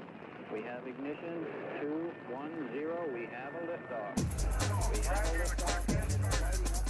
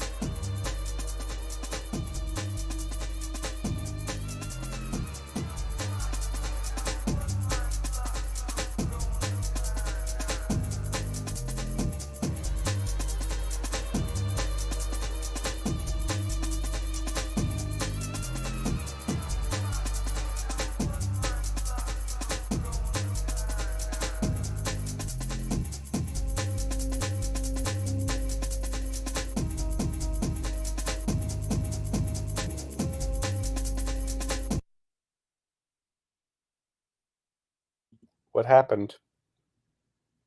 I don't know. It said there was a. Hang on, let me see again. What happened? Hey, Danny, said it was back from the toilet. I did. I am here. I only missed the first minute. That was pretty quick. But yeah, I don't know. I thought it said it had longer to go, but it then ended. It definitely was. It definitely wasn't like an abrupt ending, though, right? It just like. And it zoomed out of that record. So I wonder whether that was actually intended as the ending. Sometimes I get tricked when You do people what? have the abrupt ending, and I really do. I'm like, oh, it got cut off. Especially with Remi, very often does have mistakes, right, with the hard drive problem. Yeah. Yeah, You never know. Yeah, I thought I was. Yeah, I don't know, but I did miss the beginning of that, so it seemed short because I wasn't there for half of it. Is there a way for you to like just play the end of his track and confirm? Yeah, probably. Let me try again. Definitely left me wanting for more. Hang on. Let me see if I can skip it ahead. Oh, you can. Nice. No, I think that's how it ends. Okay. All right. So it's on me. Not bad. This will last 14 seconds. Okay.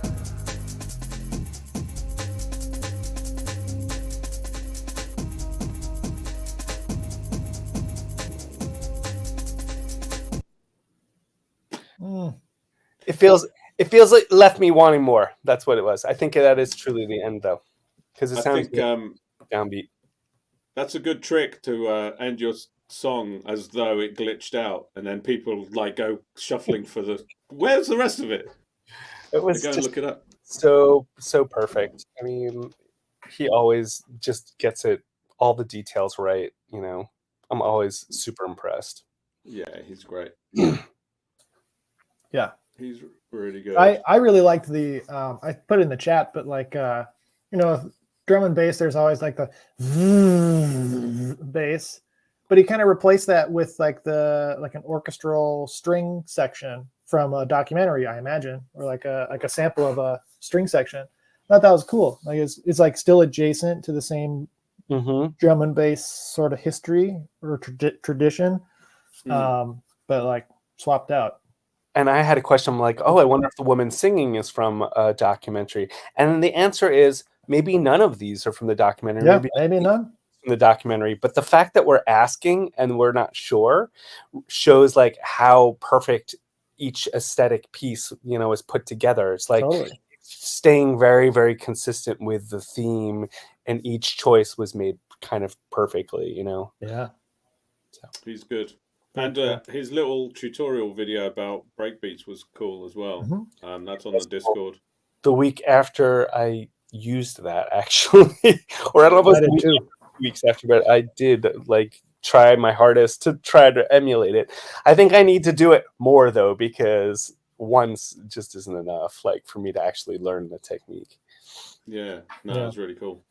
Well, I asked him about how before he released that video, I asked him if he had some breaks that I could take from him, and he had a couple like koala files that he had chopped up breaks, and the way he had them chopped up was really, really interesting. So like he had the first was just the first beat, and then the second sample was the second beat all the way to the end, and then the next one was the third beat all the way to the end, and so it didn't get stuttery when you chopped it. It was just really interesting. I hadn't thought about sampling. Because Koala has a feature, I can't remember what it's called, but where you can chop. I think in the lazy chop there's a playthrough option. Oh, is that what it does?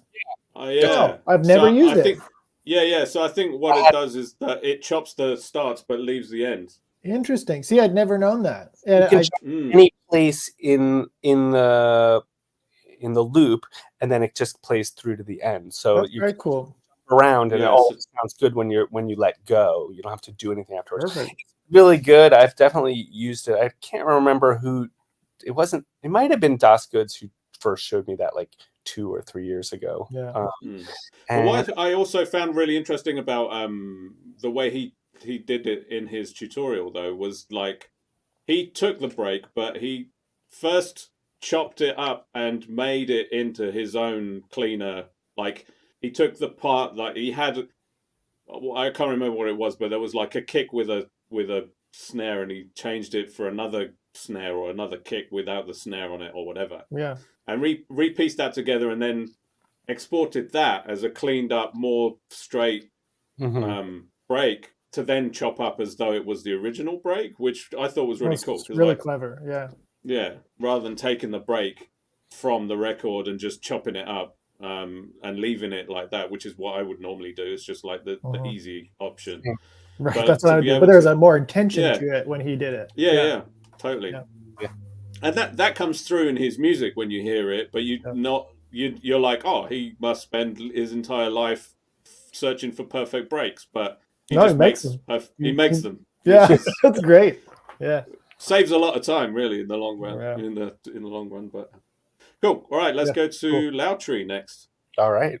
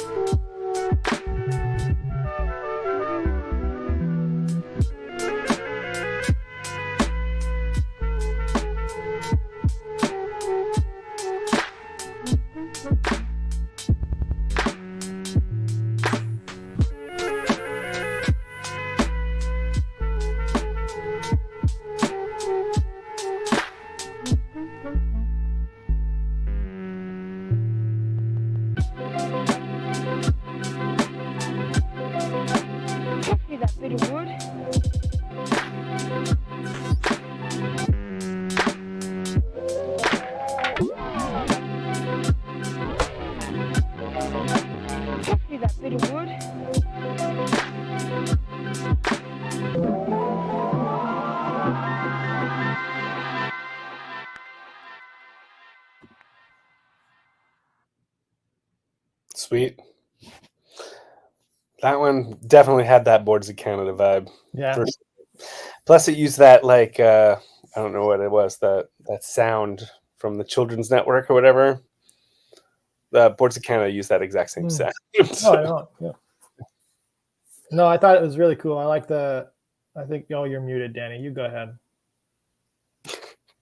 Just as well, because I was talking over you all. Like I normally do. Please, you talk. I should leave myself. No, not at all. I was just also saying that we should credit him for doing that lo-fi KCC logo. Oh, I think yeah. Because I saw it in his video. That's where you grabbed it. Like, we were scrambling to make a Beatcast 170 thing 2 minutes before the show started. We couldn't find the logo, and I searched logo in the Discord, and then Lautry's 8-bit came up and was like, well, let's use that. Yeah, that was cool. I'm pointing in the right direction. Yeah, it was cool. Yeah. No cats were harmed. One little English boy got fired in the power station. Fried. Yeah. Not fired. Fried. He got fired. He doesn't work there anymore. He just he works at a cat adoption center. No, he got fired from the power station. In the 70s, they did have little English boys working in power stations. So that was the story of one getting fired from the power station, but no cats were harmed. At least, so that's good. Yeah, you got fired. Glad we got that. You got sacked. No, that was cool. I like the beat. It definitely was that Boards of Canada vibe. Yeah, definitely that. Yeah. And Boards of Canada had a bit more hip hop vibe to it. Yeah, that was cool, and it definitely. I don't mean to rub it in, but Stereo. benefited from. Yeah, right. That's exactly what I was going to say. I know that's what you were going to say. That's funny. Of course. I mean, you're not a big stereo field guy, though, are you? I'm not. No, You don't like rhyming. You don't like stereo. No. How does that? Anything that's the same and mirrored, it's just boring. Wait, the same and No, I'm mirror. just kidding. No, like stereo field, left and right. Mirrored. It's I a mean, joke. I like it. I like stereo stuff. I just don't use it. I feel like I use tools, and a lot of them have all this really amazing stereo effects in them, and then I hand them the track, and I'm like, sometimes I hit the mono button as my last step because I'm just curious if they're actually going to hear anything. Yeah. But like, I feel like a portion of my track. I don't know what the percent is. I don't know if it's 5%, 1%, or 100%. Like, it's just lost. Like, you guys don't. Yeah. It would be, especially with the way you do it. I think there will be cancellation. Campy, you're right. You're like. Sorry, I was reading and then I was talking out loud. And No, it's just your face is. You've gone. Your video feed has gone super schmutzy. How many times can we say schmutzy? Oh, it did. I don't know what's going on. I'm seeing that on my top screen, but not on the bottom one. That's because the bottom one's really tiny. Now it's gone off Turned it completely. Off, now I turned it back on to see if that helped. Nah, still schmutzy, but that's all right. It could be because you have so much motion in your frame. In your ocean? Because the fan. Oh, you think? Maybe. It's possible. Is that any better? Oh, it was working before. Anyway, I don't know. Yeah. Right. Well, I guess let's play Funk Moon Camp. Sorry. All right. Great track, Loudtree. Thank you. That was awesome. Man. That was awesome.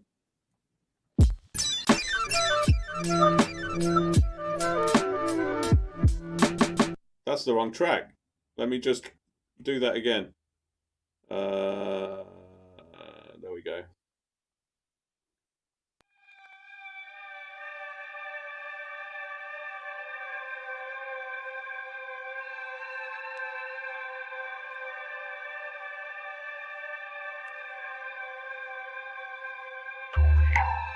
On the side of the road, look both ways on the sideline. On the side of the road, only level when the lights blind. Marry other words when you think about it. Even just a smidge, then it's lost in the cloud nine. Doesn't exist in this realm. Help it when you can, and it's not enough. Even just a smidge doesn't push the needle. Cloud nine doesn't exist in this realm.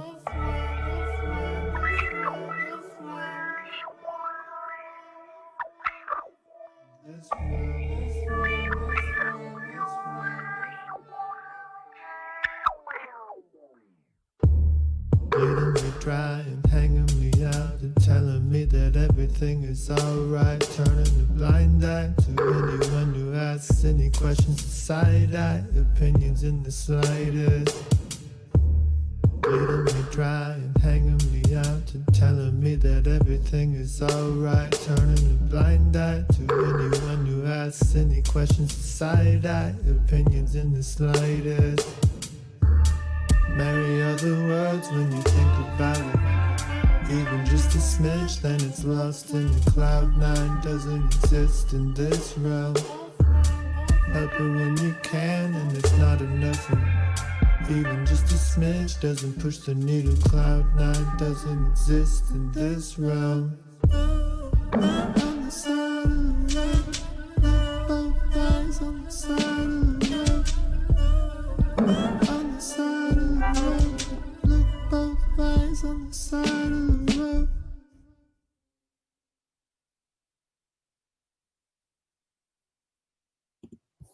Great track, guys. Yeah. Lovely. So, now he's completely frozen, like looking super serious and muted and frozen. Wow. Maybe, Campy, I don't know if you can hear this, but just refresh the entire browser page. Loved your track. Thanks. I really enjoyed the stuff that you guys do in the background, like just the music itself, but also the how the voice gets like echoed. You know, like I said, an echo, like it echoes stuttered and off time, and it comes much later, and it almost sounds like a synth. You've like treated it so much, like Is this with a vocal, or is it? yeah, with the vocal, it kind of blows my mind. Like the treatment that you guys do is just really unique and really interesting, and blends into the music and complements the voice really, really well. I'm always impressed by Well, it. hopefully Campy will return to explain himself, because oh, hang on. Do you guys ever He said his laptop took a dumper. do you guys ever because I sort of know a little bit of Campy's sort of process, but do you guys ever do the vocal treatment, or you No. So when he does the vocal, it comes in like with all of the effects and everything.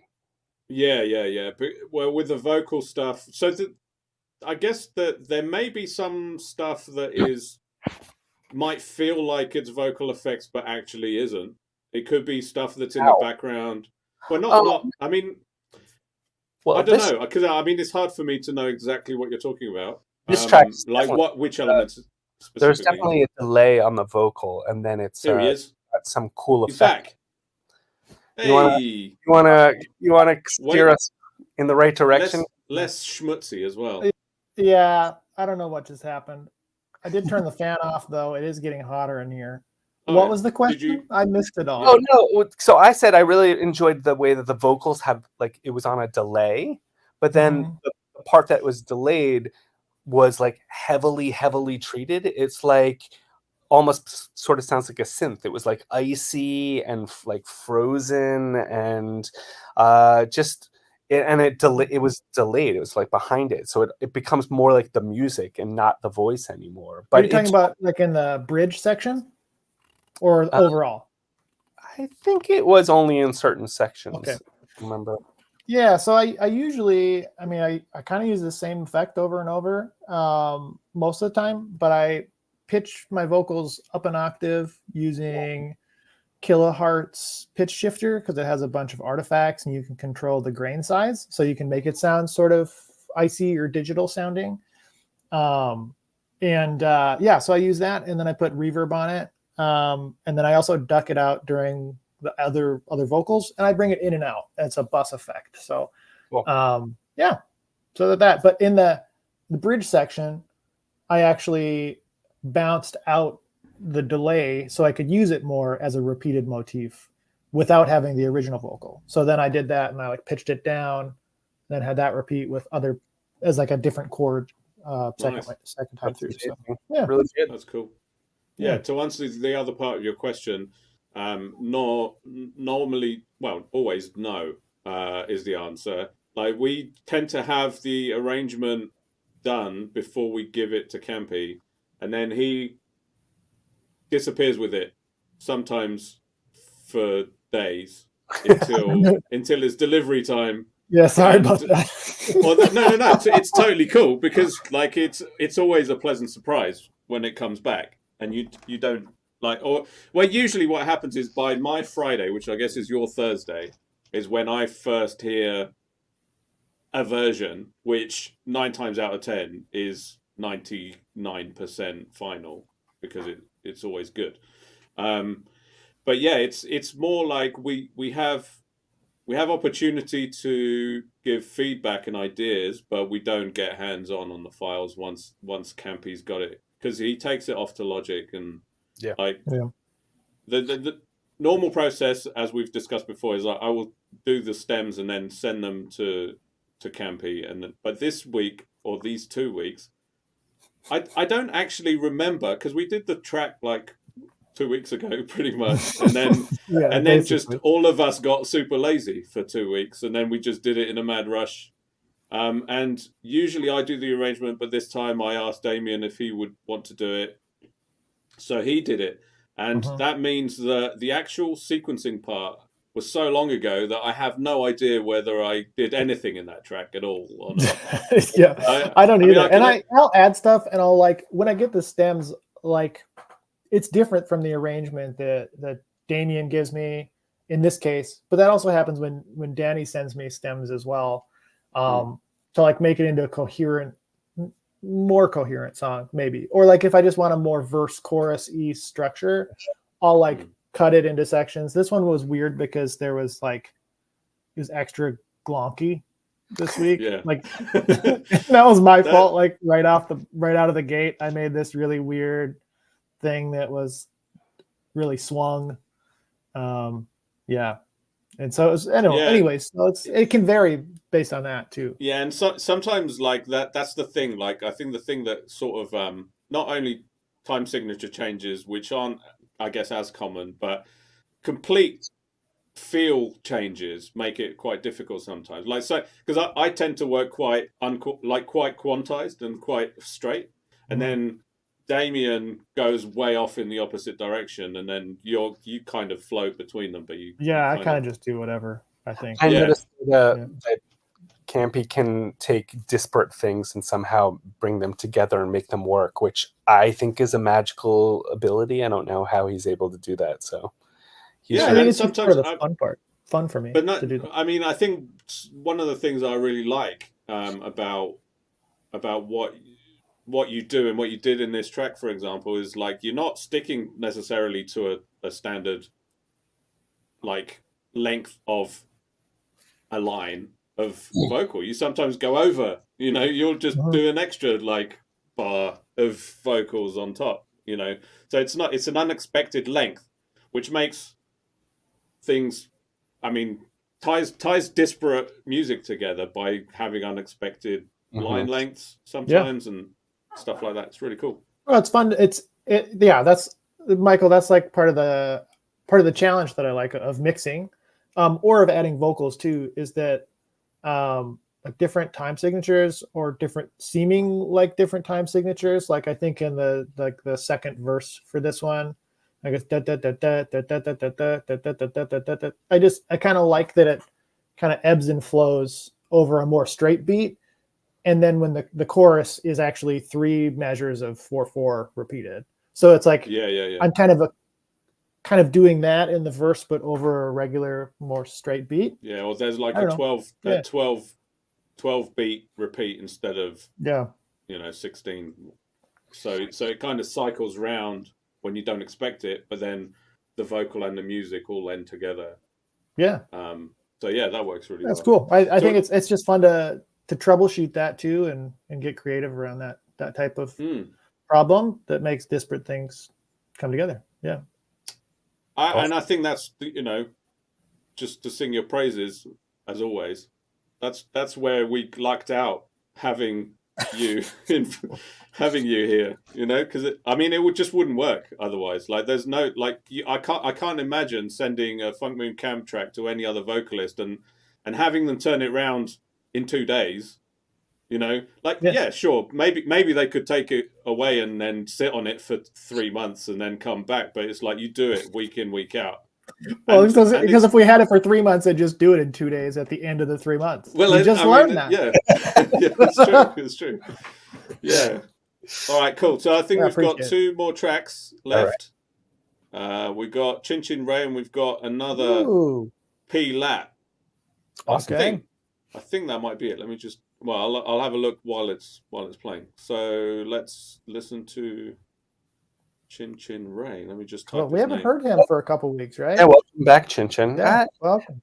Yeah, and he might have sent one somewhat recently, but it's been a while before that, right? Like it's slowed down a little bit recently, but I'm very happy to hear him again. Yeah, totally. Yeah. All right, let's do it.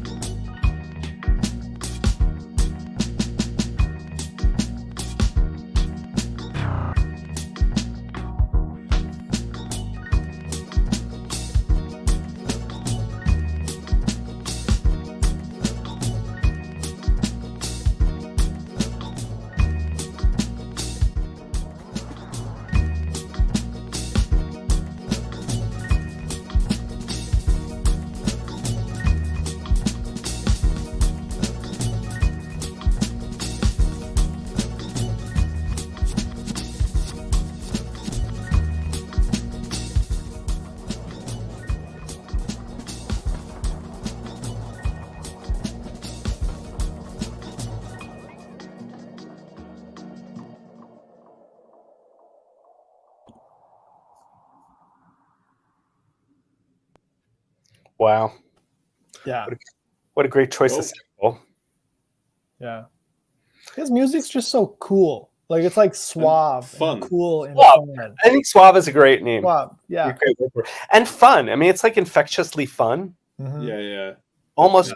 I mean, not all of his tracks are, but like enough of them are that it's a defining quality. You know. Yeah.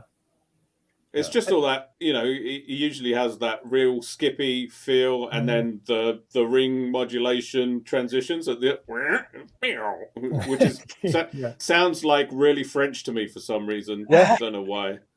No, I agree. Effects are really also part of his style for sure. You know, Yeah, almost, it's almost every track he does do that. You know. And he just plays his sequences as well, you know, so it becomes a little bit more of a performance, right? Because of that, I really like that. Yeah, performance effects and switching sequences manually is like kind of old school in a way, but also I don't know, it's sort of pure and playful. Fun. Yeah. I guess it's for me, it's not so much a judgment of like it's this or that. It's just like it's part of his style. Like he to use a lot. When I hear it, I'm like, oh yeah, that's Jin Jin. Yeah. And the background image is just so funny. Like what? It's just like a mascot vampire guy. Yeah. What does that and mean? He's always doing like fun illustration stuff. Chin and Kubi Boom Clap for sure. They've got the perfect like aesthetic and design. So where is Kubi Boom Clap? Oh, I should add Mark Deluxe in that group as well. Like right, just their aesthetic becomes like it augments the music. You know what I mean? Absolutely, yeah. You can tell what it is just by looking at it in silence. And when I say that's true, yeah, it's true. I don't mean you being silent. I mean the music being muted. Right. I understand. Yeah. Cool. All right. Well, I think we've got one track left, which is McCugs.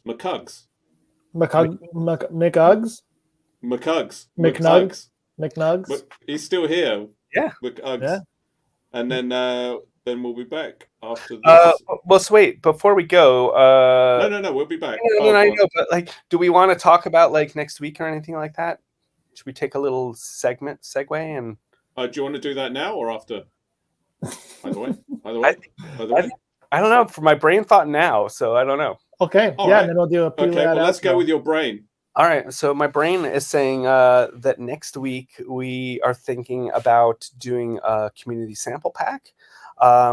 We think that Remi is actually gone next week, so we won't have an episode next week. So if we do the community sample pack now, then we should be able to have a little extra time to, because I really enjoyed the 2 weeks. I don't know if you guys sounded like you did it all on the first 2 days and then the last 2 days. Yeah, that's exactly what we did. I enjoyed having the extra time because it gave me some extra time to revisit. I did enjoy the extra time actually, because it was, I just had more free time actually. And actually, I mean, not in not in a lazy way, but it was nice to have a little extra like. Totally, it's summer. We should enjoy our time, but it gave me a couple extra times to listen, a few extra times, and to work on some other things, which is also really nice. And so this week, the idea we had was that everybody contribute a song to the sample pack by the end of day on Sunday. If I don't have enough sample, sorry. You said sound, whatever they want to contribute to the sample pack. Try to do it maybe tomorrow, and at the end of the day, at Monday morning, I will take a listen. If we have enough stuff, I'll just make the sample pack. So I'm going to say that right now, the deadline is Sunday evening, midnight. So you got all of tomorrow to contribute a sound, and then we'll have all of next week and the week after to blah blah blah to make our track. And Remi comes back, he'll play it, and we'll have a regular episode. So Gerber's already posted a link to the drive on Discord, to just as usual dump your sample in there, and then we'll have another 2-weeker. So our I'm next gonna be away. Oh, I was just going to reiterate that next episode, Beatcast 171, will be a community sample pack flip challenge. That's it. In 2 weeks. Unless for whatever reason Remi's back and wants to do it next week, but I don't think he is. Let's not. Yeah, I mean, let's just vote no. Yeah, on that. let's give him a week off when he gets home. Right? Yeah, he needs forget to about it. get over the French COVID that he's going to bring home or whatever. Yeah, you won't know about it for a day or two. No, it's true. Yeah. So, what do you know where he's? Oh, he's gone to another part of Mexico, right? He's gone to the beach. Or No, he went to France, I think. Oh, did he? Oh, yeah, of course. Yeah, he went to France to visit family. He said it's been like he's 5 almost years. certainly going to have COVID when he gets back. No. 7 years. It was like a really long time, I think. Yeah. He said. I think he said 5. Yeah. Yeah, he said 5. And he's there for. I mean, so it's great that he's able to be there for like 3 weeks or whatever. That's great. Yeah. Cool. All right, we'll be back Okay. after this. All right.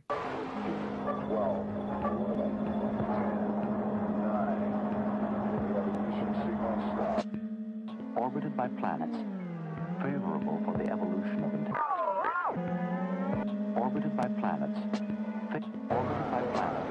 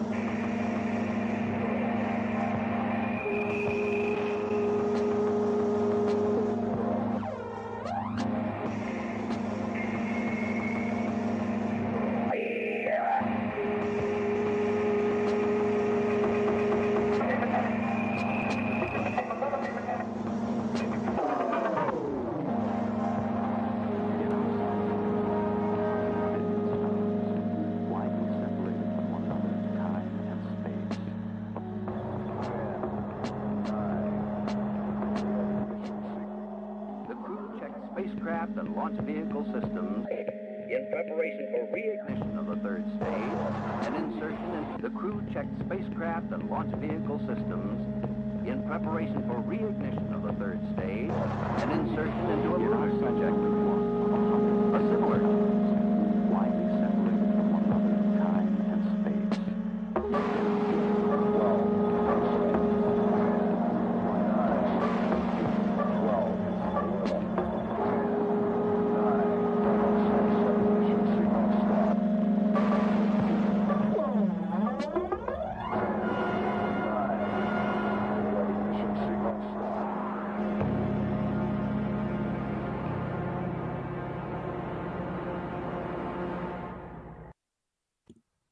Cool.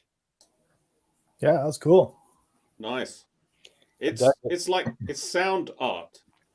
Uh-huh. I that's sort of like imagine like when I listen to it. There's sort of like the way it's chopped together. It feels like he's in a room with loads of bits of tape that he's like snipping together.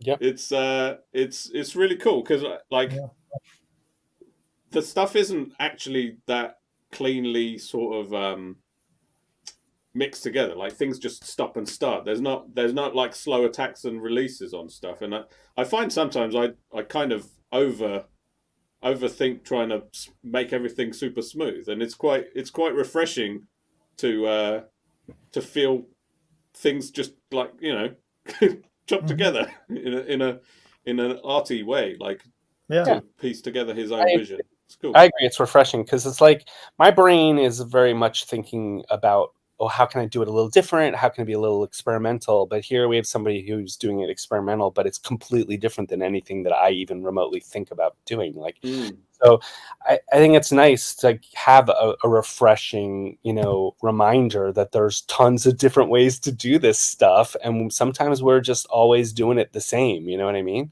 So I appreciate that a lot about what Patrick is doing. Definitely reminded me of like the Orb a little bit, you know, but I think anything that's got found sounds is going to sound a little bit like the Orb, but this track in particular did remind me of the Orb a little bit. I don't know if you guys are familiar. I'm not. No, I don't know. Oh my god, really? I'm surprised. I think you would like it, actually. Okay. The It's Orb. in like a very fun and accessible way, for sure. 90s early electronic kind of music. Yeah, for sure. Okay. And he's known for like I'm gonna call it gimmicky because it was what he was known for, but he's known for finding sounds and then sort of making an audible story. Like sometimes you can make your own story of like, oh, here's how we got from one sound to the next sound. You know what I mean? Like in that regard, it's good stuff. Cool. I got it on my Apple Music now. Alex Patterson's the artist, and he's a bit genius. He's quite good. Okay. Cool. So I'm just having a one last thing to see if I missed anyone. I don't think I did. And we've been going for 2.5 hours with plenty of rabbit holes and chit chat, which is nice. Yeah, I mean, with 3 people, that's not the longest show we've had. That's pretty good. I expect there weren't that many submissions. Is that? It's 18 of them. There was 18. Okay. So I mean, Remi's been getting roughly 19 or 20, in the last few weeks as well. So not too bad. No, not bad at all. I like having guests. I do like. I miss that, and I think it's a lot of pressure on Remi to just be the guy every week. He should, if he wants to, take the opportunity to get people on sometimes. I'll also encourage our listeners to sort of reach out. Everybody's done it once and they think to themselves, well, I've already been on the show, but no, we're a community. Reach out, let Remi know you're interested, or let us know you're interested, and get on here. And there's no reason why you need to hear me talk all the time. I would much rather hear, I would love to see Grant on here again. Oh, for sure. Yeah. Pilat, we've never met. There's tons of people we haven't met, and Monster Girl, we've never met. Would love that, but I have a feeling that's not gonna happen. But I would totally adore that. Has Zulu been on a live guest or not? I don't think he has, because I don't think until they released that interview with him, I don't think I ever saw what he looked like. Yeah, I don't think so either. He may have been on one of the meet and greets or whatever that we did a few years ago or last year. I never went to any of those. I was always busy. I don't remember him. And I do know that some people don't feel super confident or comfortable in their language skills, and so I do get it. I don't want to make anybody feel bad for not coming on, but also consider maybe there's a way to do it in a different language. Remi has done French episodes and Spanish episodes, and we haven't done a Czech episode, but that could be interesting, right? We could consider doing stuff like that to make people feel comfortable. So definitely give it some thought, guys. Yeah, we're open to cool. Yeah. I mean, I'm saying that as a member here, but we're open to that kind of stuff for sure. Yeah. Campy's fluent in Czech. No one knows. I wish I knew another language. Just English. I do too. I really do wish I knew another language. Yeah. All right. Well, thanks, guys. Thanks for hanging out. Thanks for all the viewers. I think there's 10 people that stuck out. Oh, it's that's great. Yeah. Thanks, everybody. And great music as always. And I'll put together the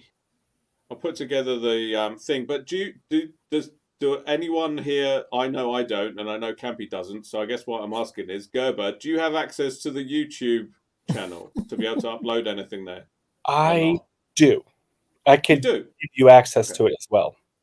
Okay. Well, either way, I'll put together the schmutz of tracks, start to finish. Cool. Wait, put the H in the HS. You're going to cat them all into one file? Yeah. I'll put them back to back into like Remi normally does. Like a playlist video. So thank you for offering. It takes a lot of time to do that. So it'll be fine because I dump them all in Premiere, and then as it's export, I'll take the timestamps, so then I can put it in a Word document, so we've got the chops. Great. I think I'll probably put Monster Girl as the last track, just so that people aren't scared away too early by the visuals. Oh, really? I don't. I mean, I don't know if her warning is sufficient. Maybe I'll add an extra warning. Like I'll put like an extra 15 seconds. Oh, I know what you're saying. I see. I'm understanding. You're saying like a trigger warning or something because trigger it could warning. Bother I mean, it almost knocked me off completely. All right, I'll back up my feeling. Yeah. Cool. All right. Well, thanks everyone, and I'll see you backstage shortly, and we'll see the rest of you on Discord. Talk to you later. It's been fun. Bye, everyone. Thanks for hanging. See ya. Have a great weekend. Bye.